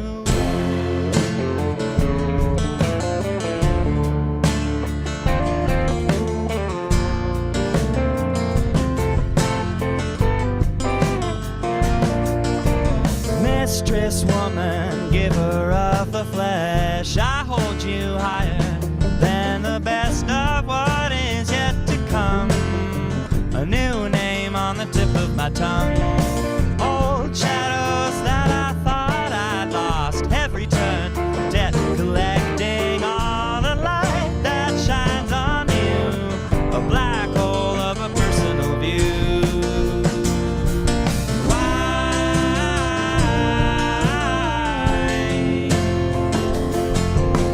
Try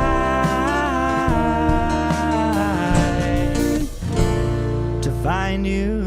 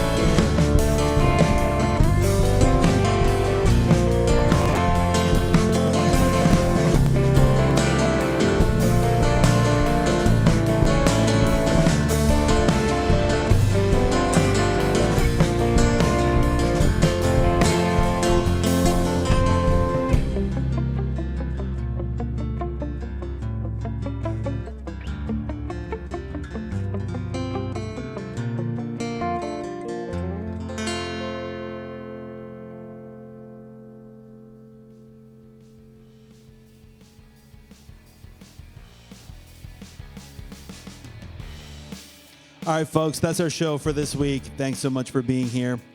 Thanks to Corey and Liam. You can find their stuff. I'm going to say CoreyIsenor.com. I'm actually not sure. I'm going to put some links to their stuff up on my site. That's something I haven't been doing. But, yeah, look him up. Corey Isenor on Instagram, etc. Isenor. Liam, Frier. You can see how to spell their names in the description of the show. Okay, till next week. Bye-bye. Oh, once again, learndrums.ca. Check it out. Yeah, internet. All right, internet time. Who isn't getting enough internet time these days? Bye-bye.